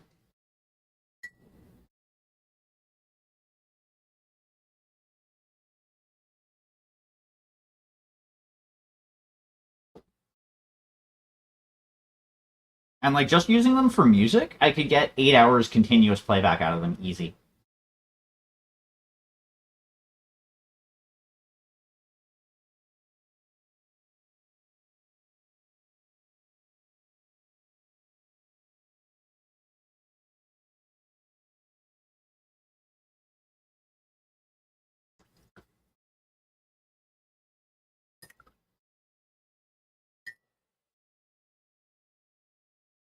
Yeah, no worries. You don't need to apologize.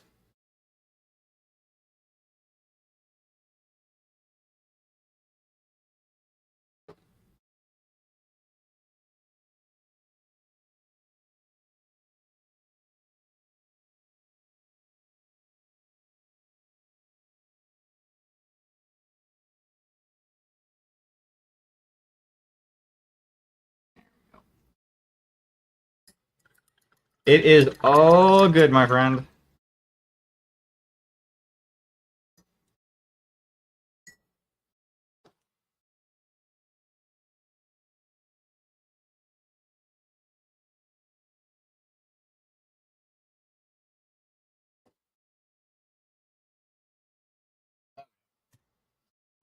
There. Probably do the bracers as green as well, for the most part.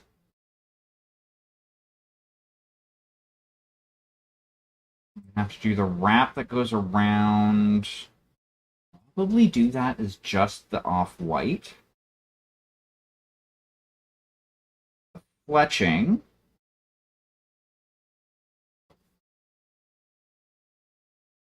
Unsure.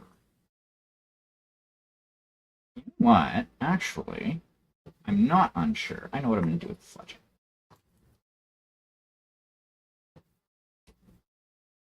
We're going to use Naphthol Crimson.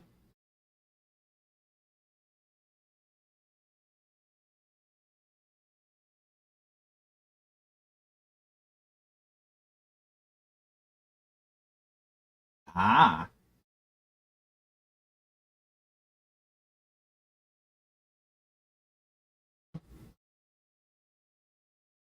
Ooh. I just kind of thought of a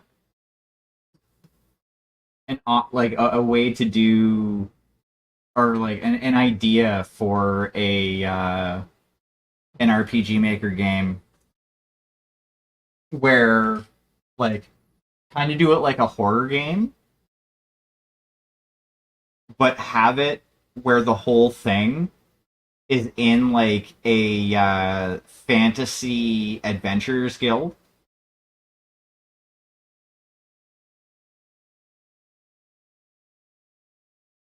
where like have the story is like the town that the adventurers guild is in is being attacked by some sort of monster, and you start the game like in the guild itself, like have it so like the guild has fucking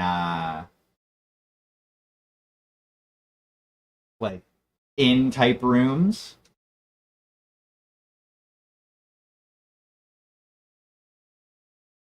and do like kind of like a day night cycle and have it so that you have to be in one of at least like in one of the rooms during the nighttime. Otherwise, there'll be like stuff that'll spawn and try and like catch you and kill you, and if it touches you, you're dead type deal. Unless you have like a certain item.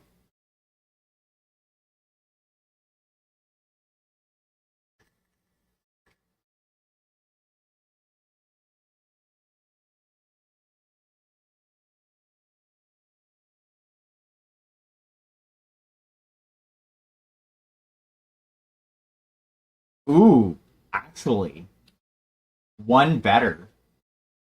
Start the game where you're talking to the person that ends up turning into the like the main, either the main or like the first antagonist that you have to avoid.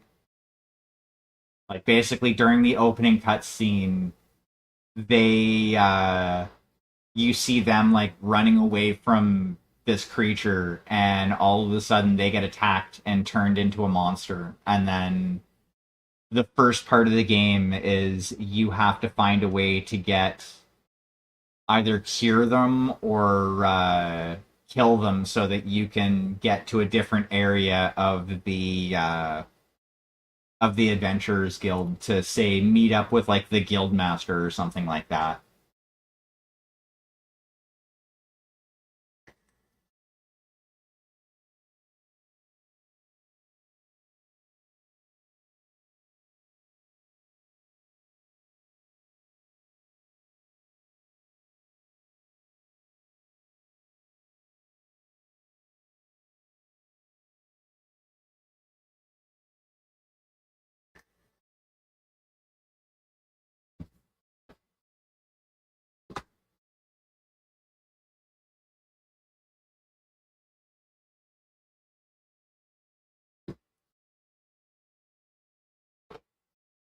Honestly, the way I would have it would be probably more like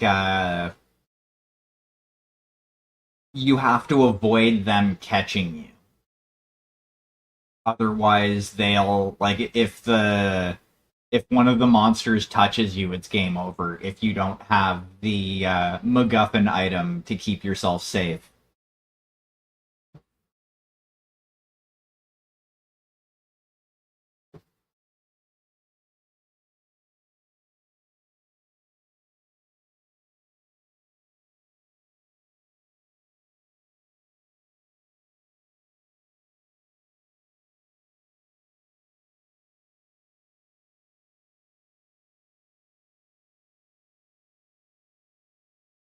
Maybe you need like like a certain magical pendant in order to keep yourself safe, or a some sort of artifact that will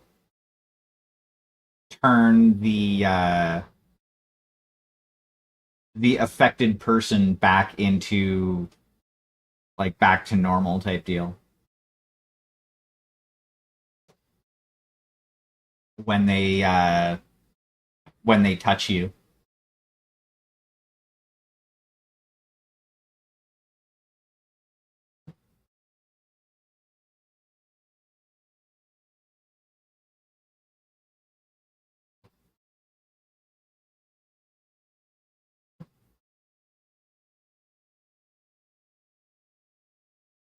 Nice.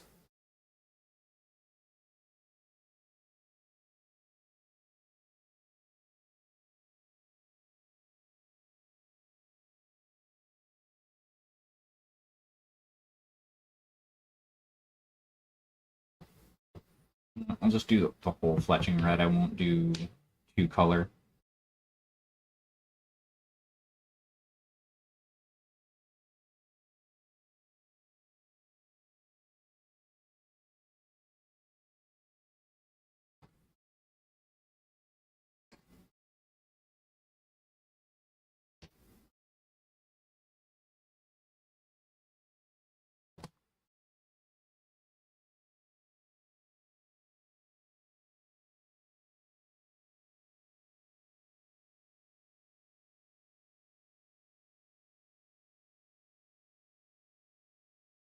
Oh man, that reminds me. I have so much work that I have to do for my current one. Like I have to make more NPCs.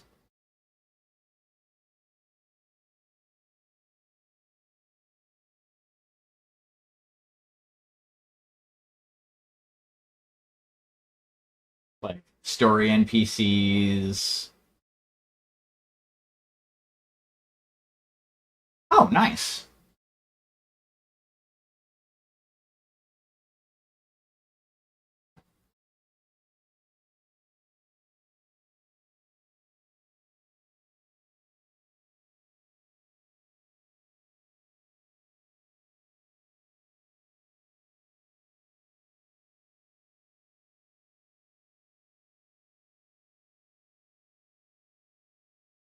That definitely sounds like it will be a challenge to implement. It'll probably take at least a couple of different plugins to make it work.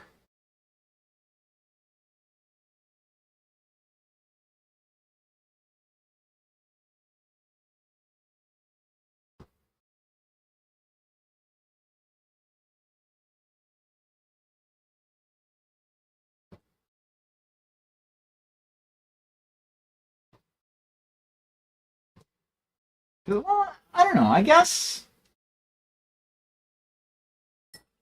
you could do something like that without plugins. It would just require a lot of like replace map events depending on what buildings were built when. Yeah, like basically like cuz what I was just thinking was like you could do it and essentially duplicate your like map over and over and over again with different combinations of buildings built on them, and just like once you get to a certain checkpoint or do like a certain quest, it changes the map to, you know, the map that includes all of the buildings that you have created type deal.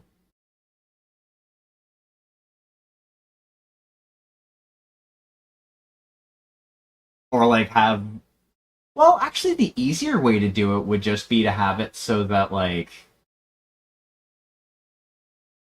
each section of the city.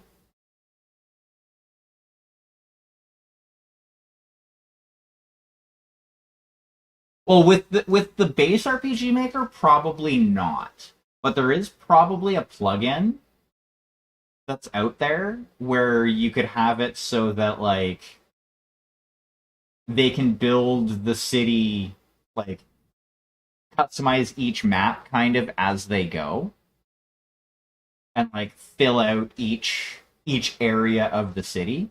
The easier way to do it would probably be just to have it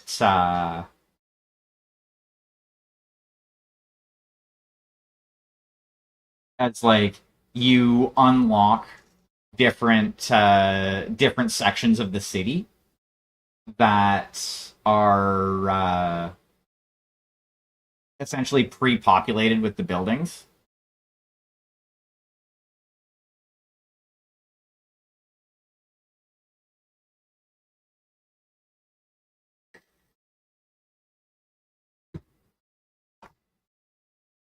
Like that would probably be the easiest way to do it,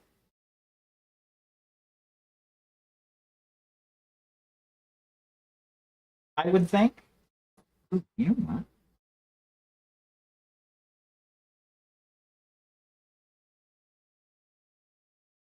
We're gonna do this little hand pulled part here red.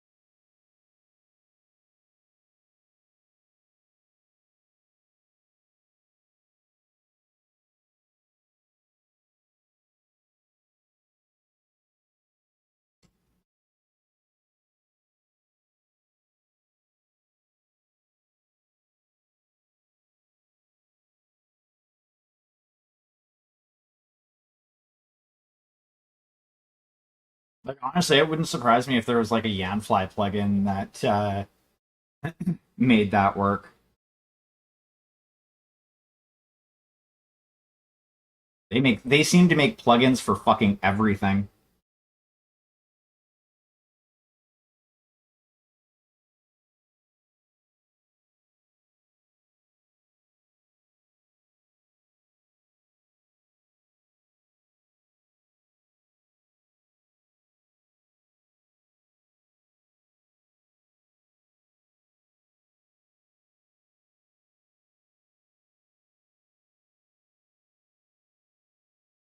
Yeah. And honestly, I think uh, in regards to the game that I'm making right now, that's going to be what differentiates my game from that I'm currently making from basically everybody else's is I have a grand total of one plugin that I'm using for mine.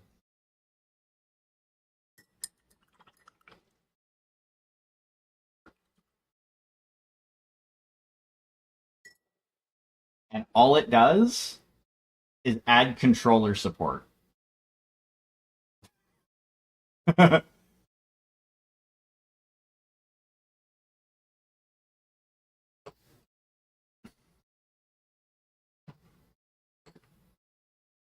Yeah, I considered looking for something like that for the one that I'm making right now, but I just opted on having essentially you get the choice of male, female, or non binary, and the player picks a name.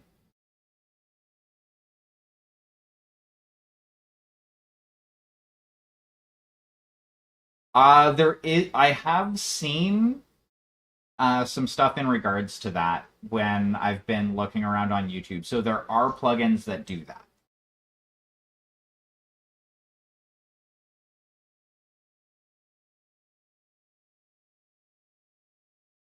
I'm like 90% sure there's actually a Yanfly plugin that does that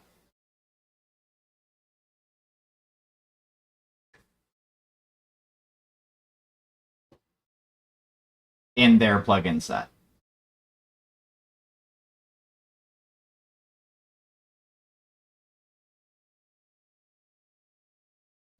But yeah, that one having like the weapons change, like weapons and equipment change, that is one that I know is possible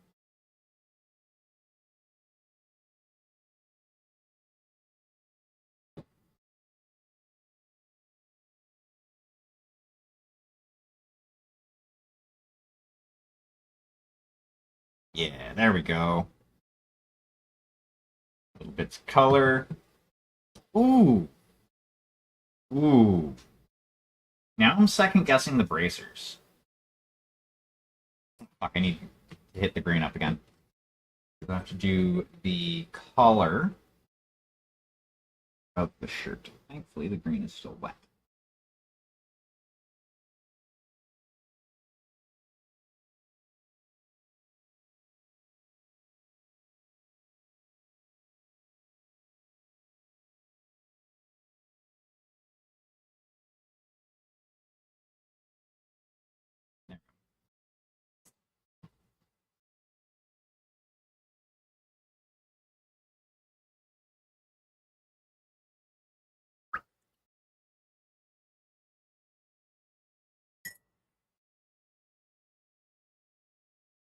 I could do that.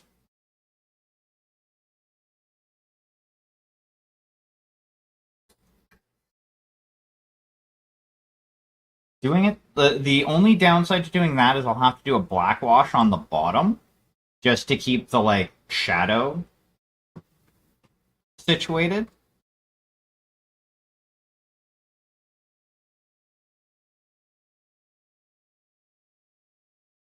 I've always picked Mithril as blue rather than green. With me, I've always done for like green metal. I've always done is like adamantite or that sort of like metal. But I do like the idea of like metallic green. So what I'm gonna do is I'm actually gonna use a trick that I learned from some gunpla painters that I used to chat with, and I'm gonna use a technique called candy coating. So with candy coating, what you do is you take a chrome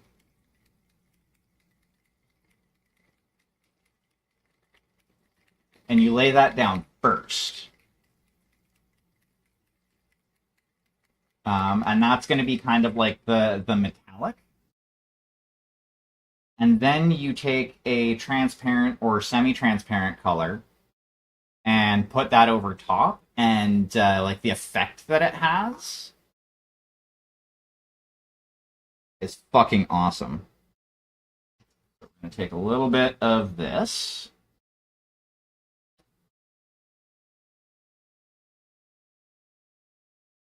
And we're using the small brush.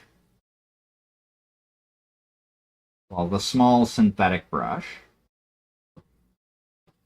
Start laying this down.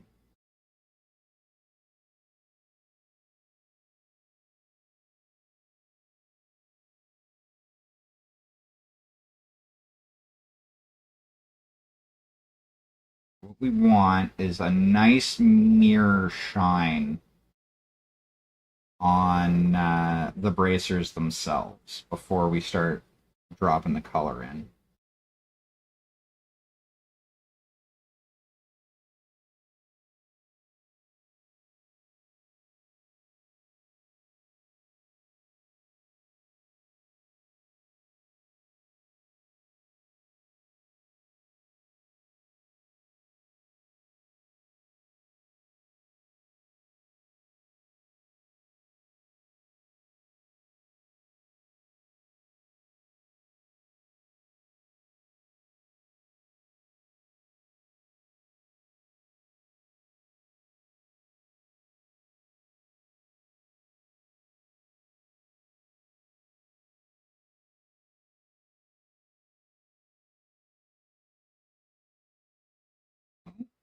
Sounds like somebody's popular.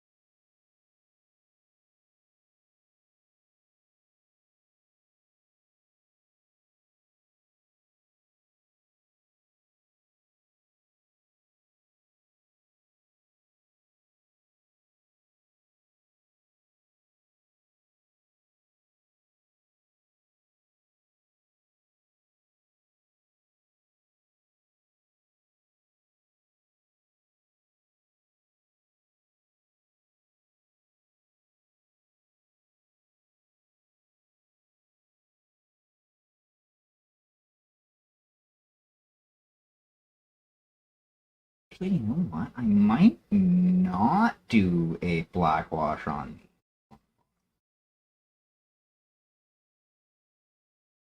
As mithril is generally a magic adjacent metal.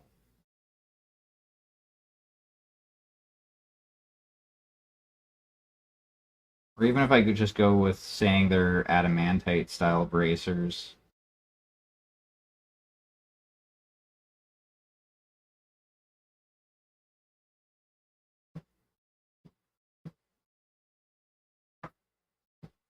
They will have their own little glow to them.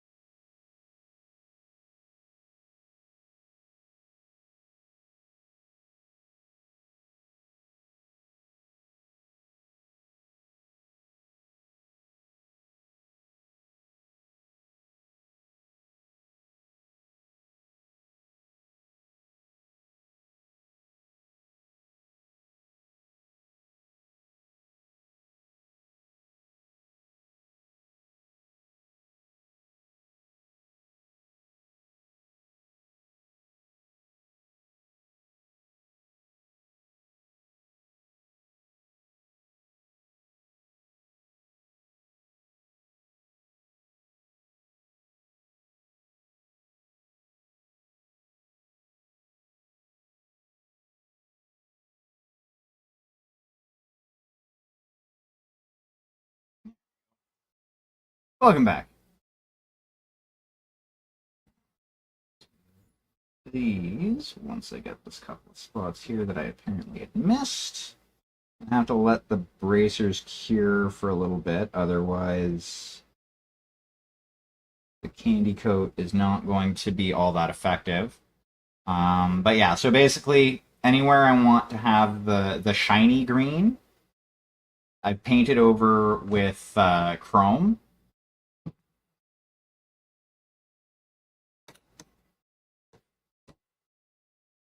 Because like the secret to making the candy coat effect work really, really well, um, is basically you want the shiniest metallic on that bottom layer that you can get.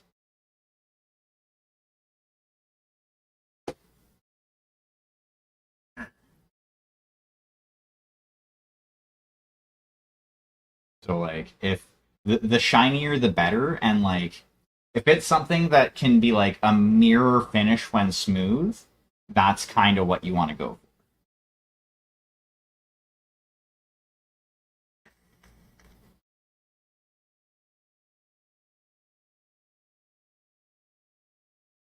for. Okay, so now for the actual like for the leather shoulder pads. Hmm. I have an idea. Actually, yeah. I'm gonna go with that idea. So we're gonna go back to the Scarlet, and we're gonna do the shoulder pads in two layers. The first layer is gonna be Scarlet ink. Then once that's cured and dried and ready for the next layer, over top of that, I'm gonna do a sepia, which is a sepia I have is a semi-transparent. So it's going to show some of those like orange tones through the brown, which is going to hopefully make it more of a like a warm leather, if that makes any sense.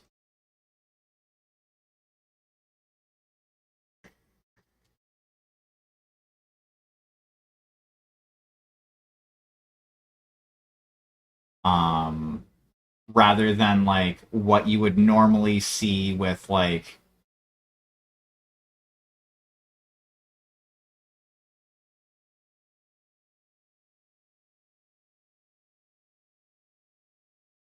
craft would be a little more difficult because then I'd have to not sure how I would do a cracked effect using inks. Um, I basically need to make the surface like hydrophobic so that like the so that the ink would not want to spread evenly. Either that or I'd have to like slather it on and hope that when it dried, it like created those cracks.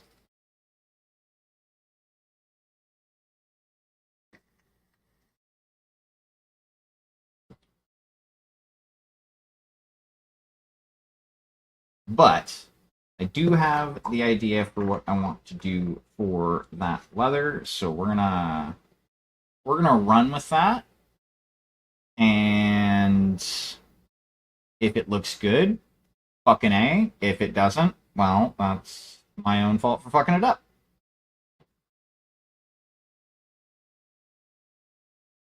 It will be a learning experience for next time.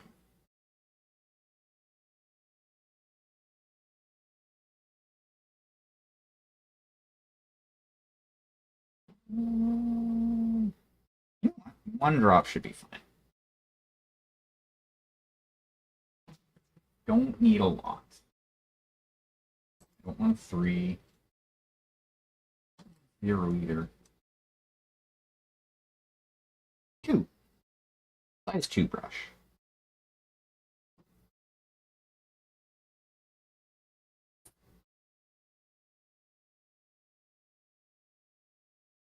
And it'll also let me get the bit of hair that I missed the second time.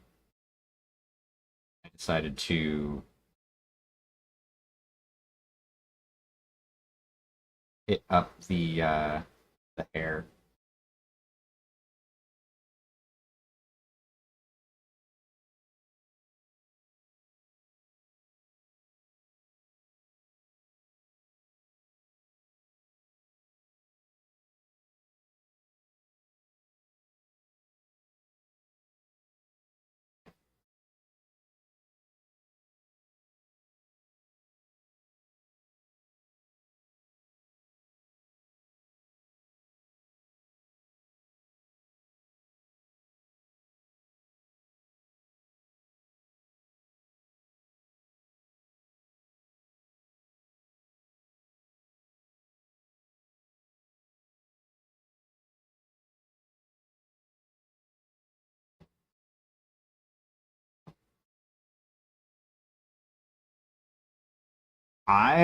Yeah, I'm down.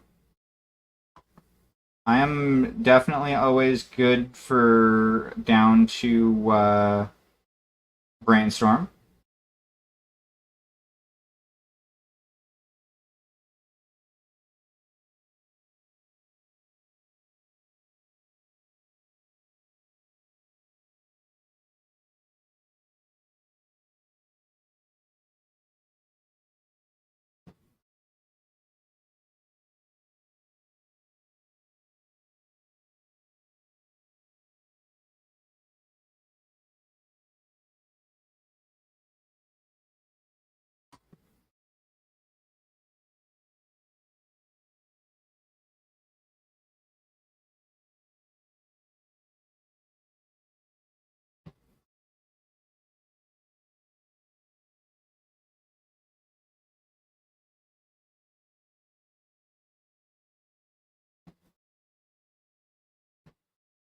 Maybe that's not hair, but still.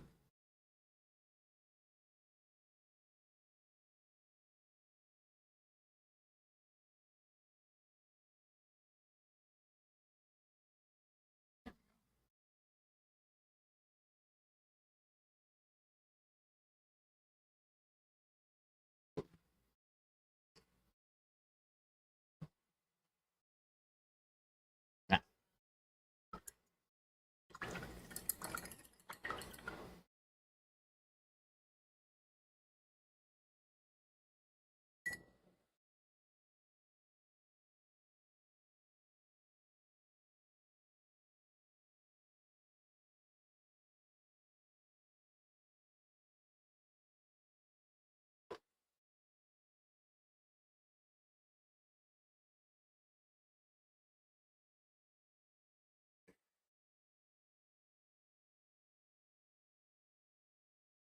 Probably a good idea. I'm like for the game I'm working on now, I'm probably going to do the same thing I do for most of my TTRPG campaigns and like just stream of consciousness it into being. Which that's one of those things that I don't suggest other people do. Um, because that's how shit becomes like disjointed and fucky for most people.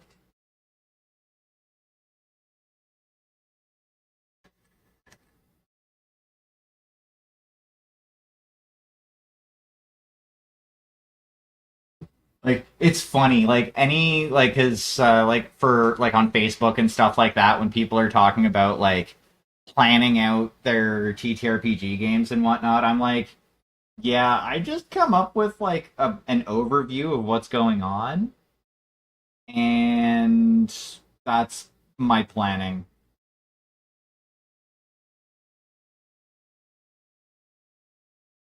That is entirely fair. Not a coffee. I'm gonna hit the be right back button. That is fair. I'm hitting that button. I'm grabbing coffee, and by the time I get back, the ads might be done. And grabbing some coffee.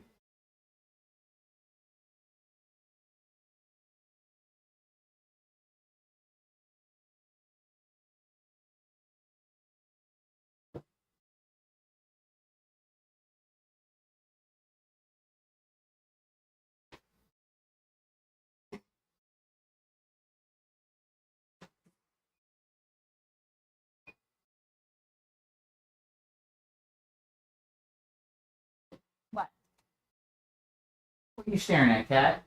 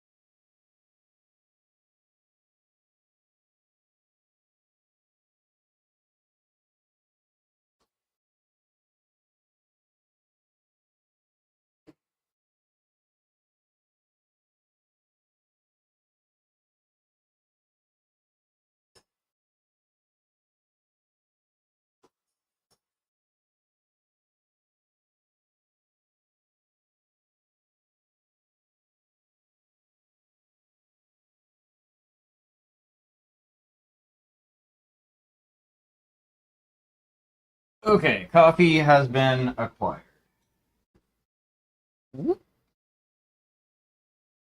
Ugh.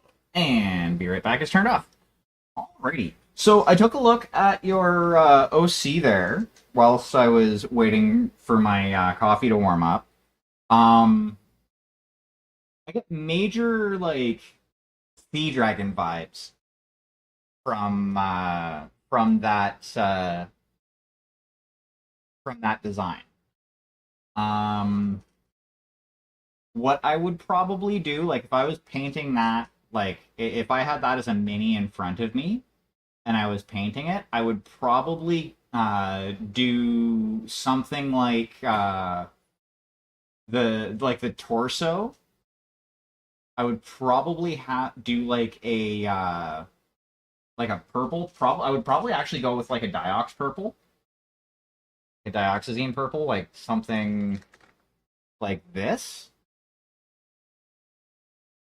Um, yeah, something like that for a purple in the like on the core of her, like for her core, and then radiating out towards like the ends of the limbs. I would probably do basically have that kind of transition into like a blue. Probably, and then probably like for the tail bit, I would probably have that even go further from like a like I'm thinking something like a phthalo blue, something like that, a nice rich blue for like the limbs, and then in regards to like the tail, I would probably have it go to like a cyan for like anything like any sort of like fins. Like the ends of the fins would be like a cyan type deal, and then it would like be like a gradient from that to like going inwards from like the fins in. I would have that go like to the phthalo blue and then to the purple. In regards to like any like the claws type deal, um, I would probably do those black. Mainly because I kind of like how like black claws look on anything that is remotely, dragon coated, as it were.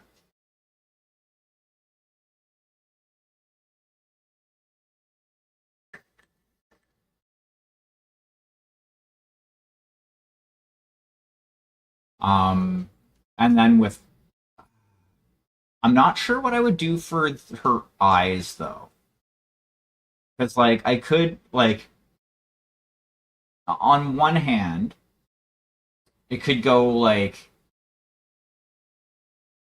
the traditional like fish type eyes,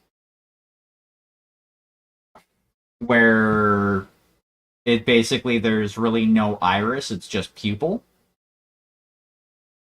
and then do like slitted pupils type deal.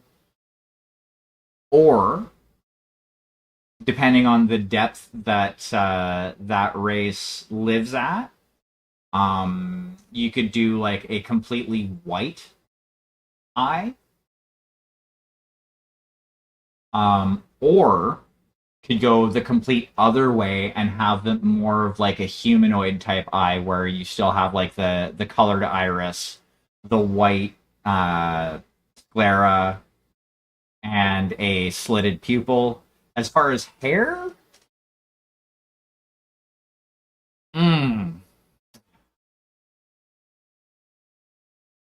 that one I would probably go from the blue and then have that do a gradient out to like a green. I think that would kind of be a cool effect.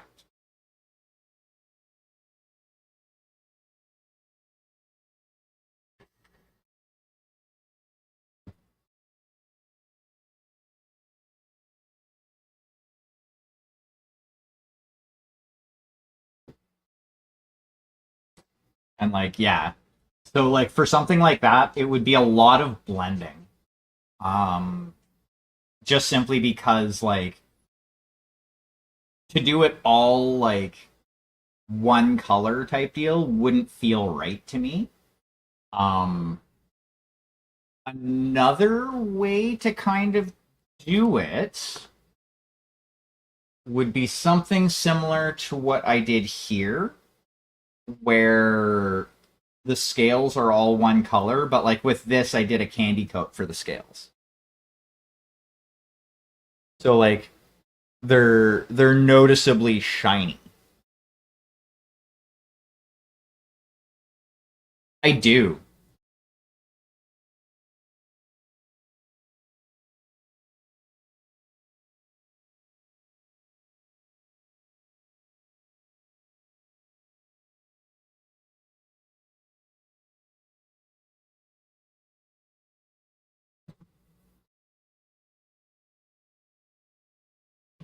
Another way of doing it too, um, could go for more of like a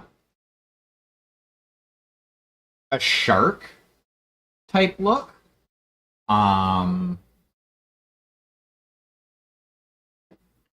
like so I got this Soahagen, however the fuck you want to pronounce it.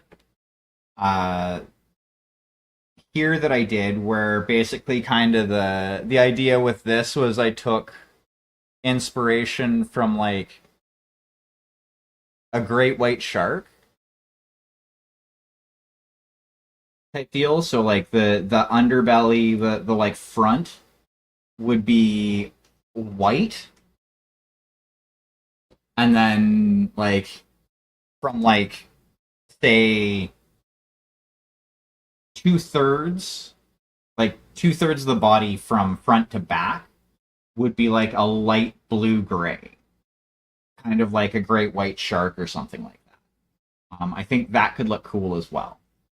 But honestly, I would probably lean more towards the like fantastical dragon type coloration. Because I do think that would suit the character a little bit more.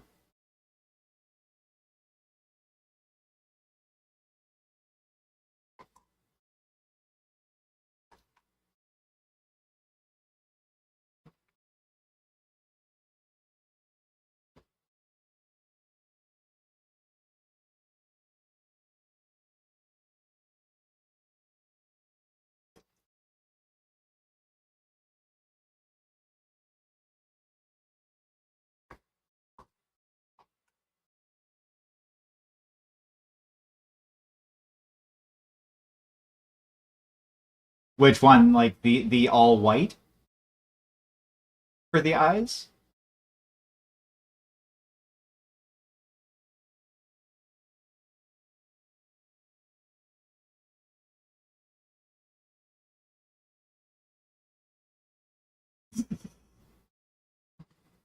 It's one of the three options that have been given. Actually, I'm gonna hold off on that for just a moment, and I'm gonna pull out. Oh, fuck that! There's the sepia. And pull out the sepia, and we're gonna do the leather shoulder pad.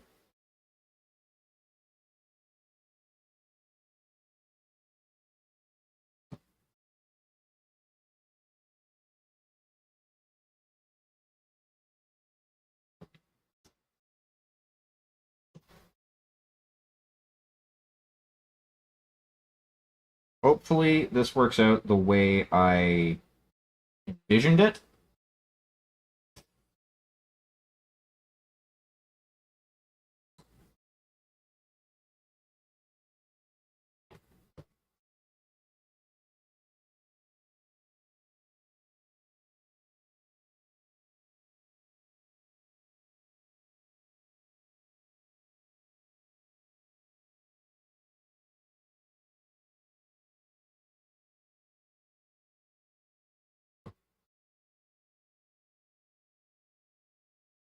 Probably have to put a couple layers brown on this.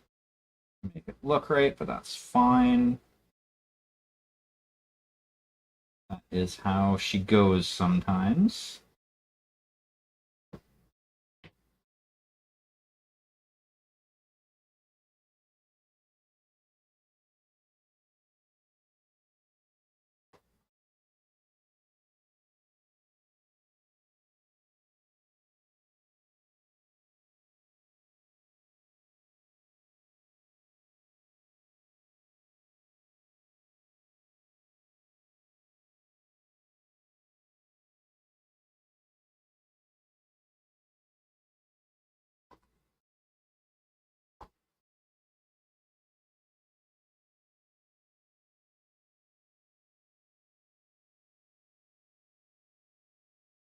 Nimue, where? Why does that sound familiar?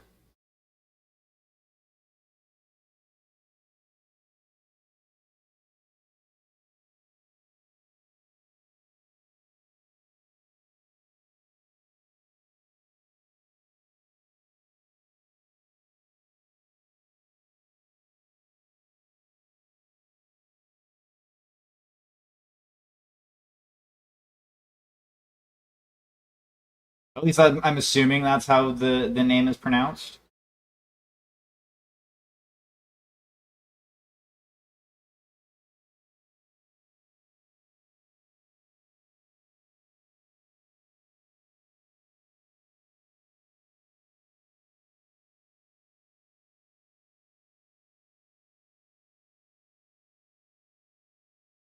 Yes.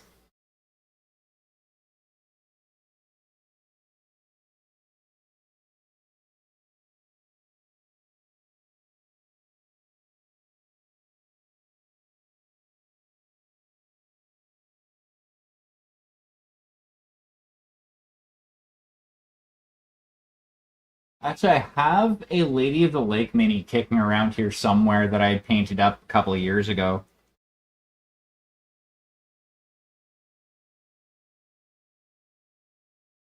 That I did for a like try hard art swap thing. Well, I bought her for a try hard art swap, I didn't end up painting her for it, well, that one for it, because I ended up having to get a replacement because part of the model was bent a little bit too much for me to be able to work with it.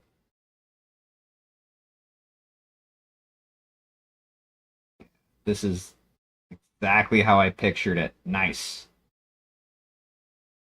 That is the leather look that I wanted.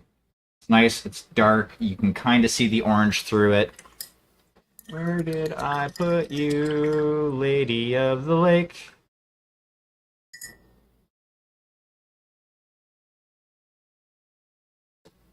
Or up here somewhere.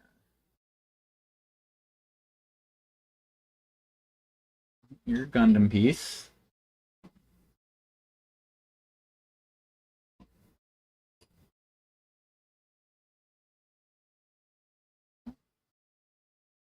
Rizaku. You're not what I'm looking for.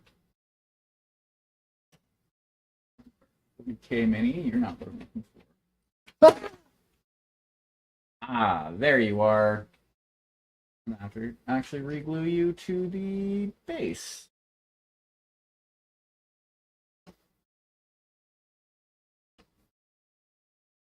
Yeah, so the direction. Thank you. The direction I went with My Lady of the Lake that I did is, yeah, man. Fuck you, camera. Focus. You out of the way. Be able to move this a little bit better.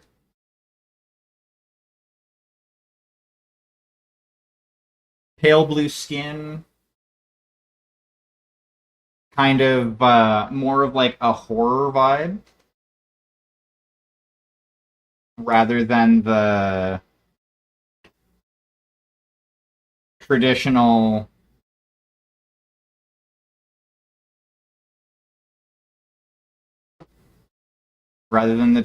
look.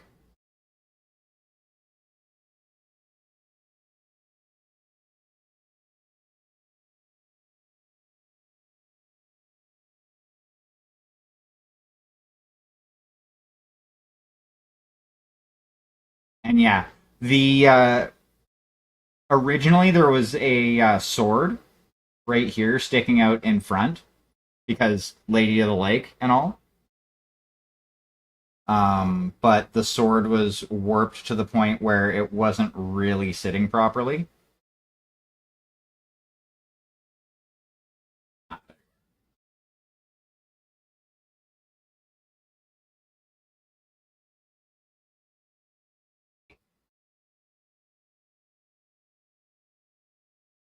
Which is why I ended up getting a replacement for it. Um, so like the one that I actually used for the community art swap actually has the sword and it got sent out and all that, but is basically pretty similar to this, like the way I did that one. But yeah, I went with the like Lady of the Lake, or well, what if Lady of the Lake, but horror movie.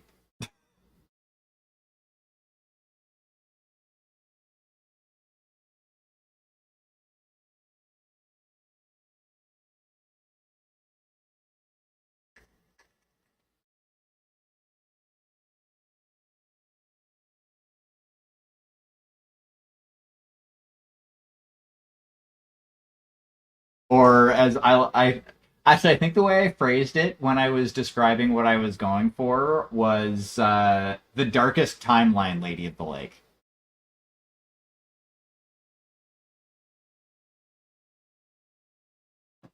I've been watching a lot of Community.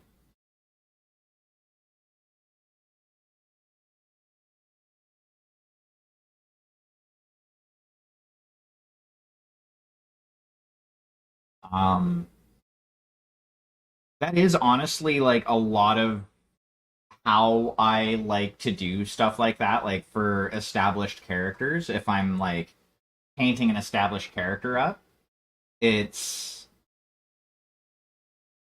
I like taking something that would normally be like a heroic character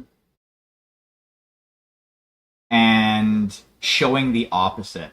I also got a Merlin model around the same, like at the same time that I did the same, gave the same treatment. Like I made him more of like a almost like an evil druid.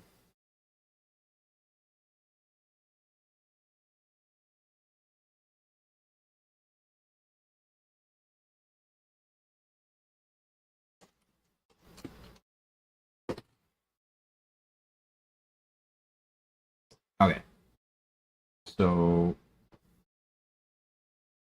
now we're gonna get on to the bracers.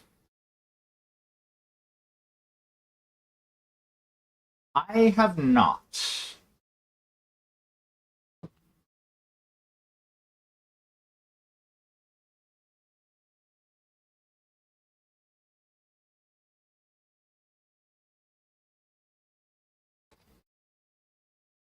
I'm assuming it's on one of the various streaming platforms.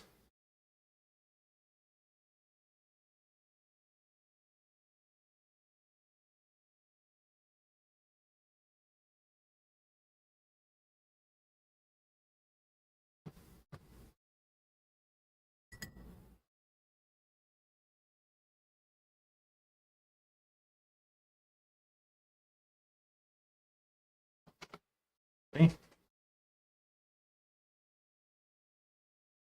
Yeah, I don't have Netflix anymore. I used to have Netflix.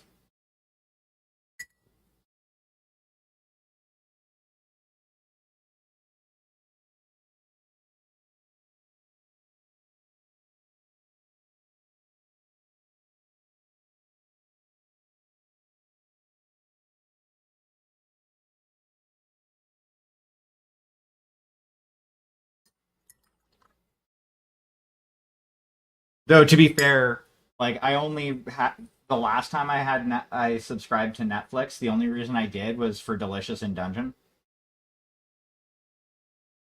It was a great show.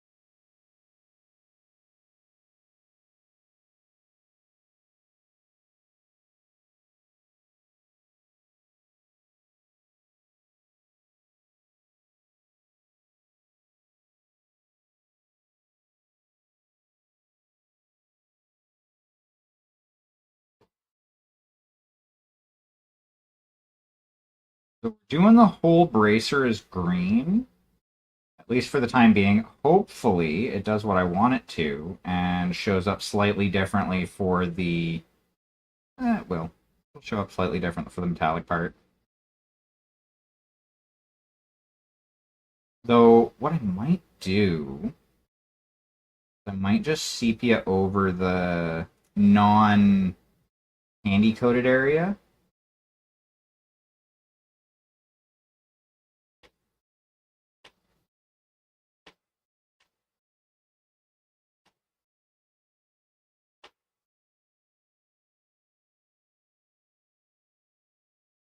Another one that I really liked was the plus sized elf show.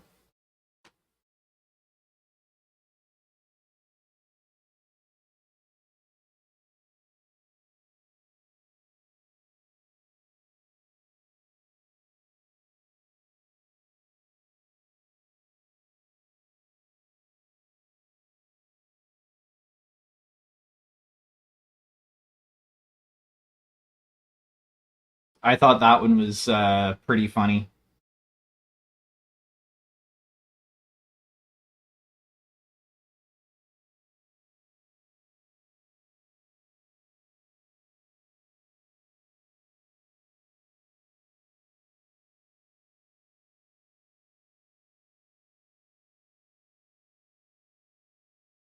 Basic premise: elf. It's an isekai or isekai where an elf, well, a few different fantastical creatures, um, go to Japan and meet up with a like health coach who tries to like get them back in shape so that they can unleash the archers. I have not.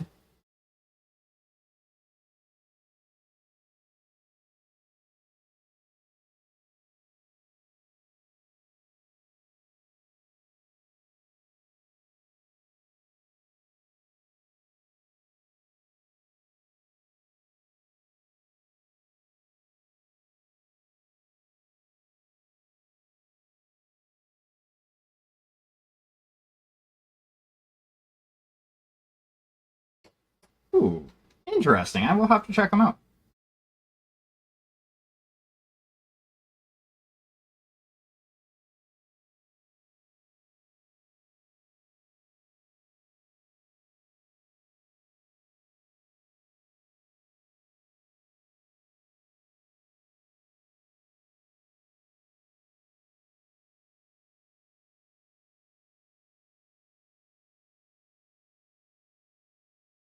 Which one's this? I can't see from over here. Um, these guys are a European metal band.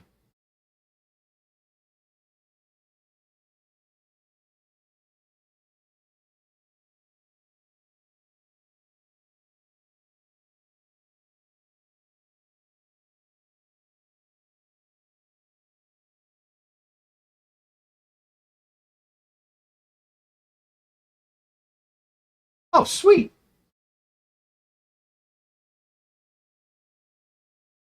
I got to make food for some of the band members for Tea Party.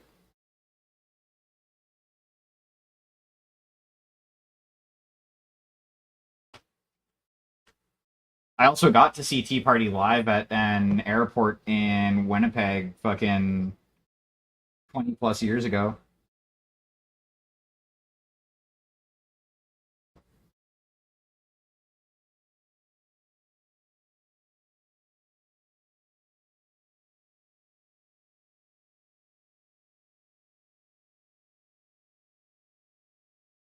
Oh, sweet. I will have to see about checking them out. Okay, so it's not quite how I want them. That's fine. I can always make some changes.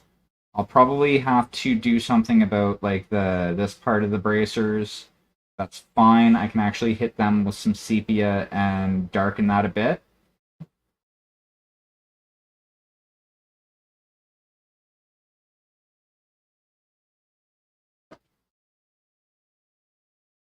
Ginger, eh?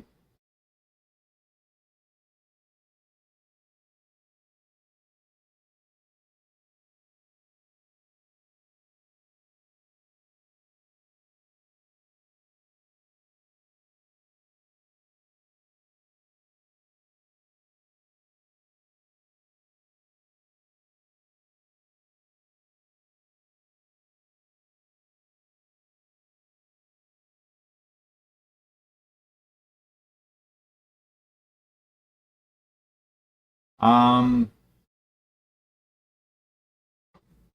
one band that I would recommend checking out, mainly because I know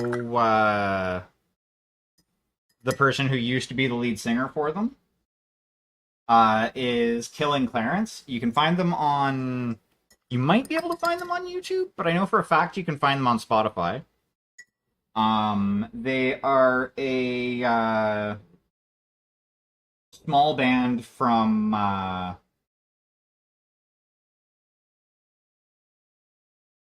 Yeah, I know the person who used to be the lead singer before they had some medical issues and then transitioned.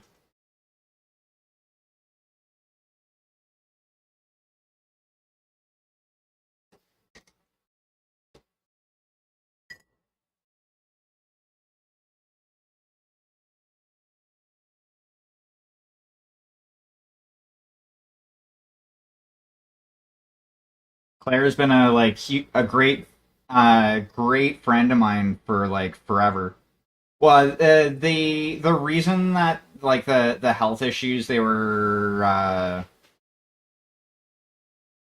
having epilepsy basically, and they had to get a lot of like they had to get a few surgeries and treatments and whatnot.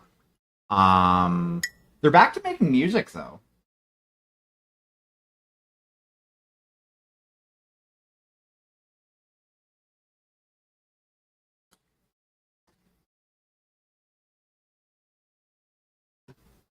It's unfortunate that she's not singing with Killing Clarence anymore, but it's fucking awesome that she's still making music. So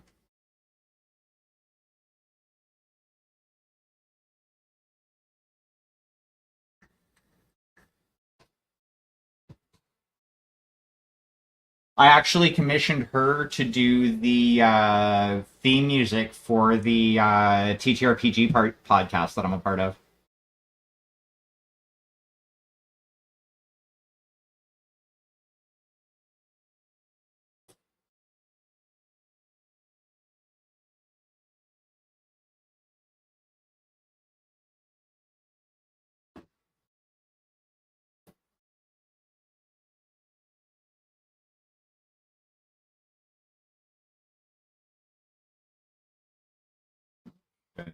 Yeah, I'm gonna have to work on the bracers a little bit more, but that's probably gonna be like a tomorrow night thing. The eyes. I need to work on the eyes. I'm to be 100% honest. I'm kind of surprised that you know about Killing Clarence. There's not too many people that I've spoken to that do, because they are or were at the very least a very small band.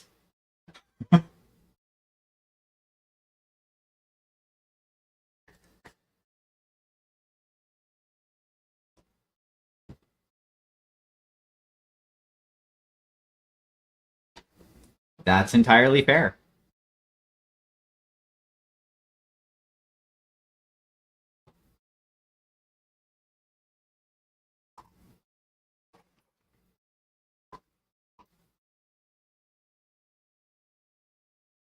Actually, I was for a short time, like couple of months, a drummer in one of the bands that they were in that she was in prior to Killing Clarence. And by prior, I mean like a lot prior.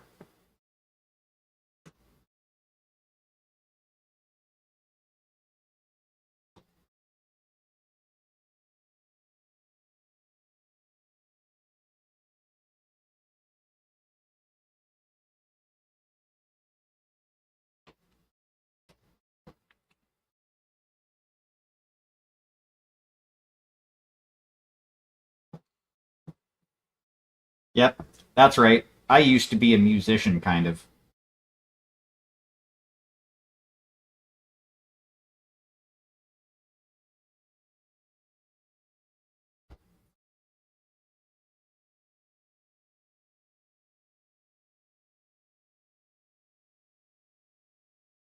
Really hate painting eyes. Um, Drums mostly. I wanted to learn how to play bass, but it's one of those things of not having the cash to get the instrument to learn. Um,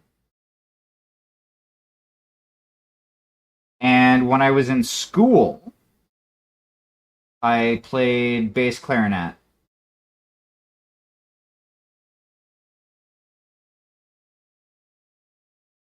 Well, sorry, grade nine, I played bass clarinet when I was down in the States because I did my grade nine in Las Vegas. Um, and down there, like, there wasn't like music class and the school band.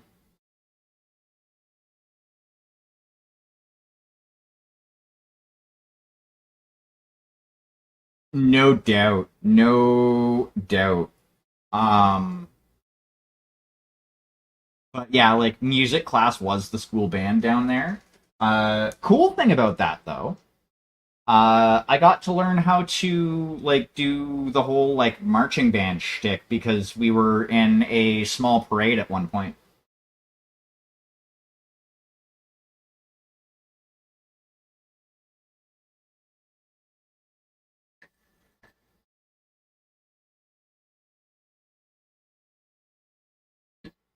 Yeah, the closest I've come to playing guitar is fucking Guitar Hero on PS2.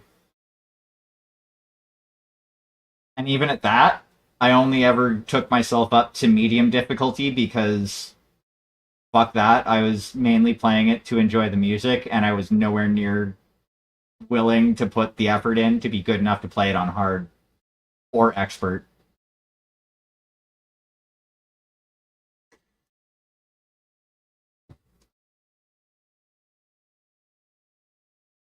Though that being said, I could 100% basically all of the setlist songs and all of the extra songs on Guitar Hero 2 or Guitar Hero 3 on medium.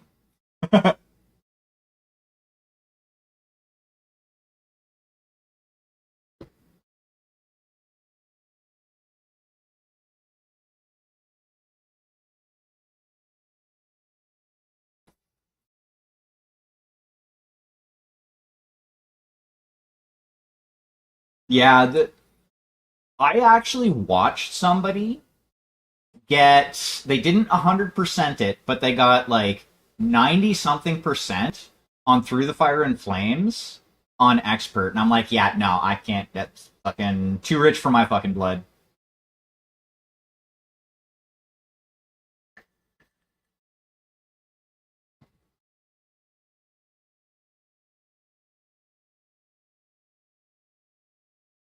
Though that game got me in shit with my girlfriend at the time, because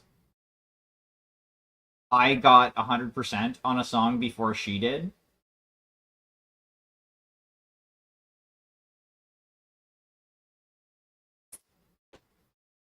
And she was not very pleased about that.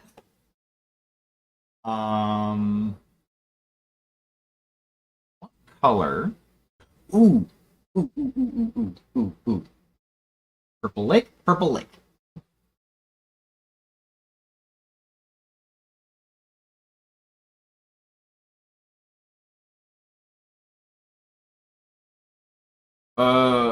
Now I kind of want to sell all of my Warhammer 40K stuff off so that I can like get the money together so that I can get a VR setup and attempt Beat Saber.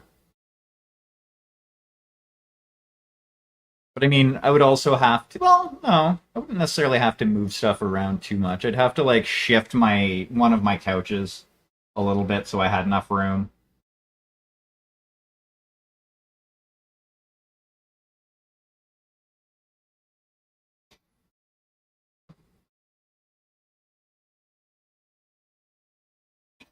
Fuck,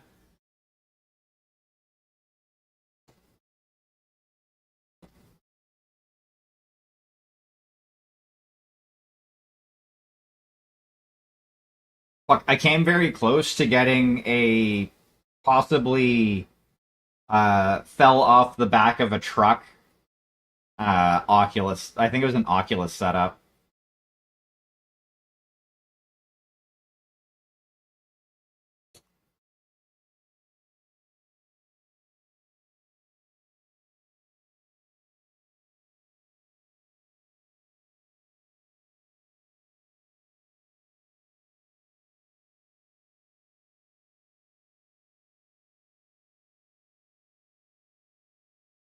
I generally I did a lot of IMVU back in the day.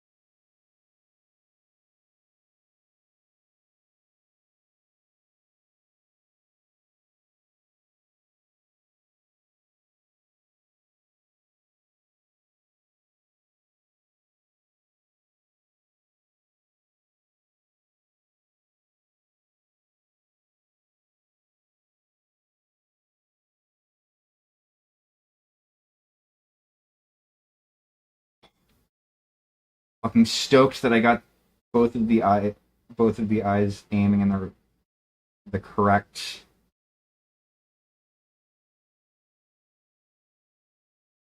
direction. Haha!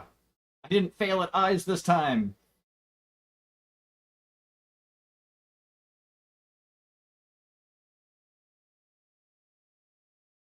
Yep, and they're looking in the right direction. Yahtzee!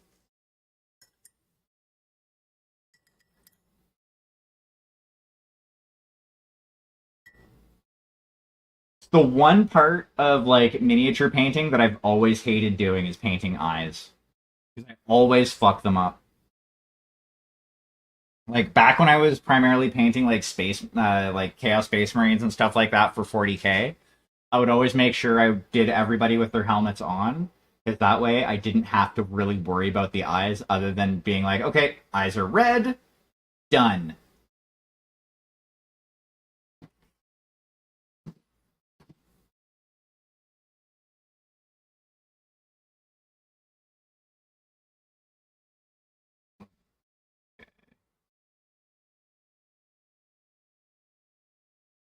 So yeah, I have to figure out. So there's a few more things I need to figure out on this.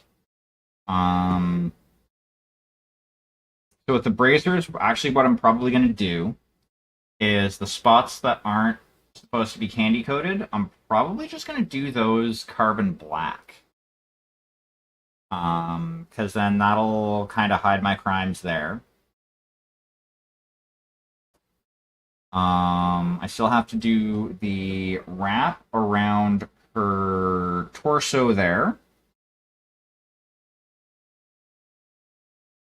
which that I'm just going to do the off-white beige. The arrowhead, I'm just gonna. Ooh,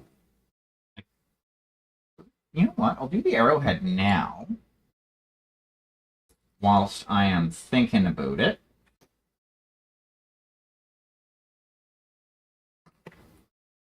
And we're gonna use my custom dark gunmetal blue.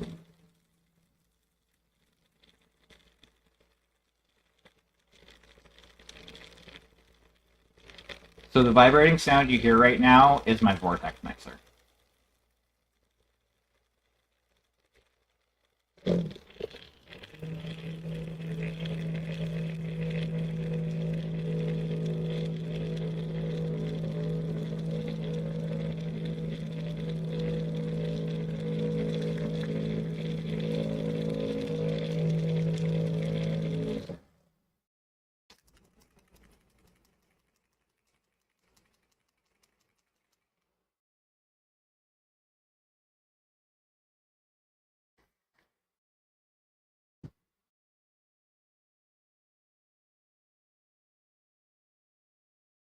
I could do that.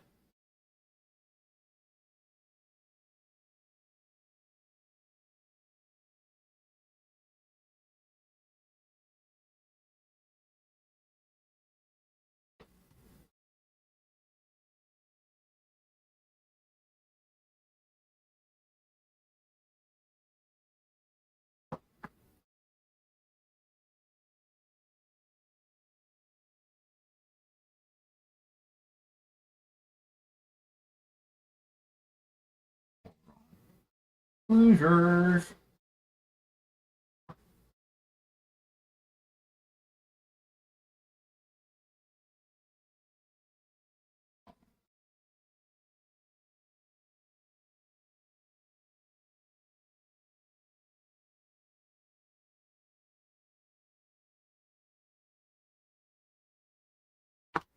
Hopefully that did away with that.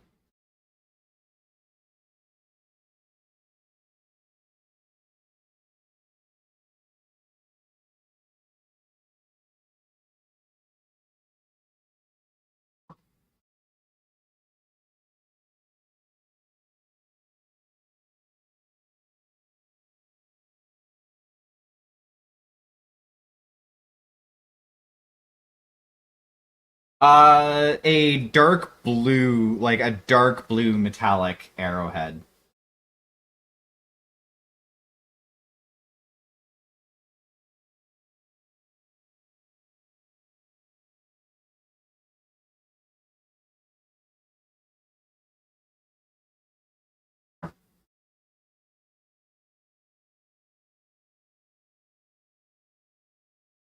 Like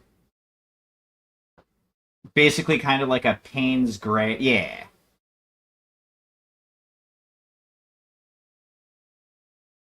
Basically, I use like a Payne's gray, which is a gray made with blue and black rather than white and black, mixed with a little bit extra carbon black, and then a like metallic base type deal.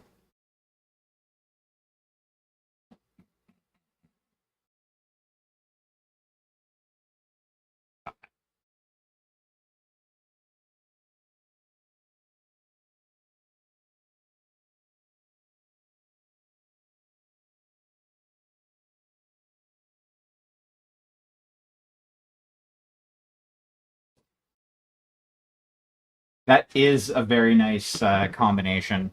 I made this like custom metallic blue because like the metallic blue I usually was using, like the gunmetal blue that I have, that's like an actual like bespoke gunmetal blue that I got is like too it's too blue in my opinion. Like I wanted something that was darker.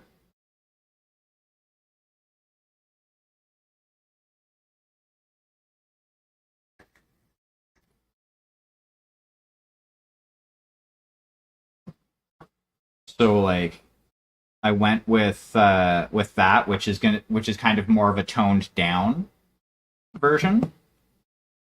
Though what I might do, where is this one?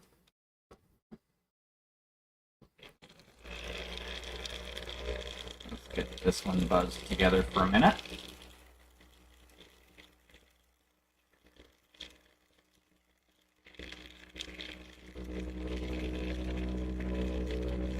So now I'm gonna go with the gray metallic that I'd mixed up, the more of like a kind of a darker steel. And I'm gonna hit the very edge of the arrowhead with it.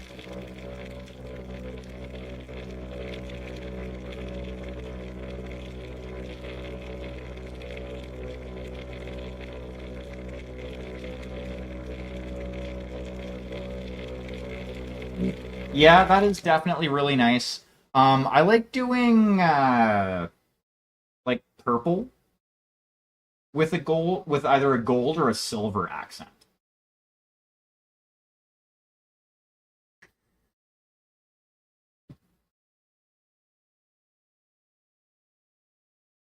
Like, and like when I say silver, I mean like bright white silver.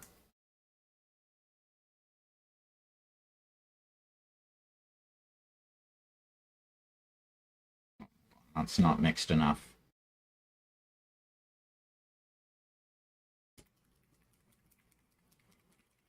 It does. You're gonna have to get mixed a little bit better. While there's metallic in that, not enough.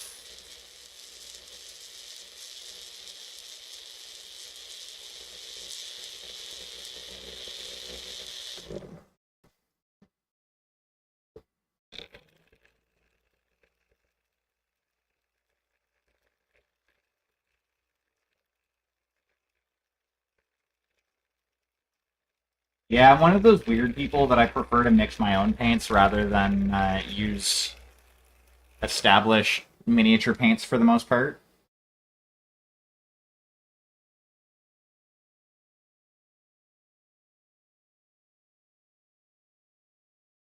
That's better.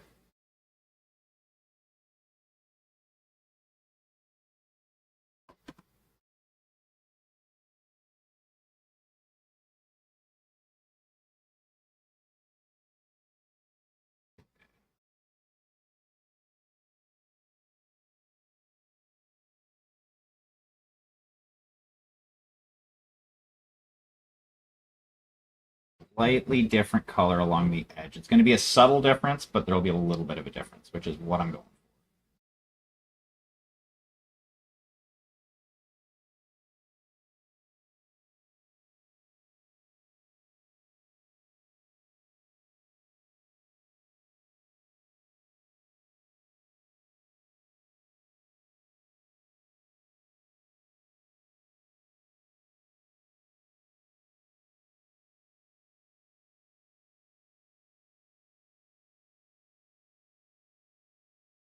There we go.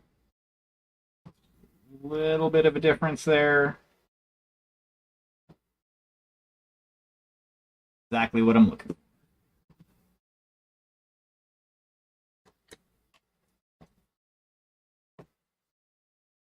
Alrighty. I think, though, what I'm going to do is I think I'm going to call it here. Because I want to let some of this cure and dry before I go over it with more stuff. So I'm going to hit the snooze button on their ad that's coming up. Hit that button there.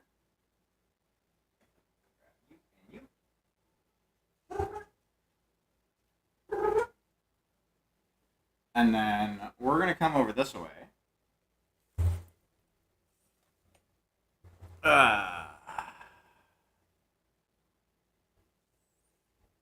It is, but I've also been going for like 3.5 hours now. And my brain is feeling a little bit squiffy at the moment. I'm not like going to bed or anything like that. I'm still going to be up and around to chat. But I think what I'm gonna do is we're gonna do a refresh right there. We're gonna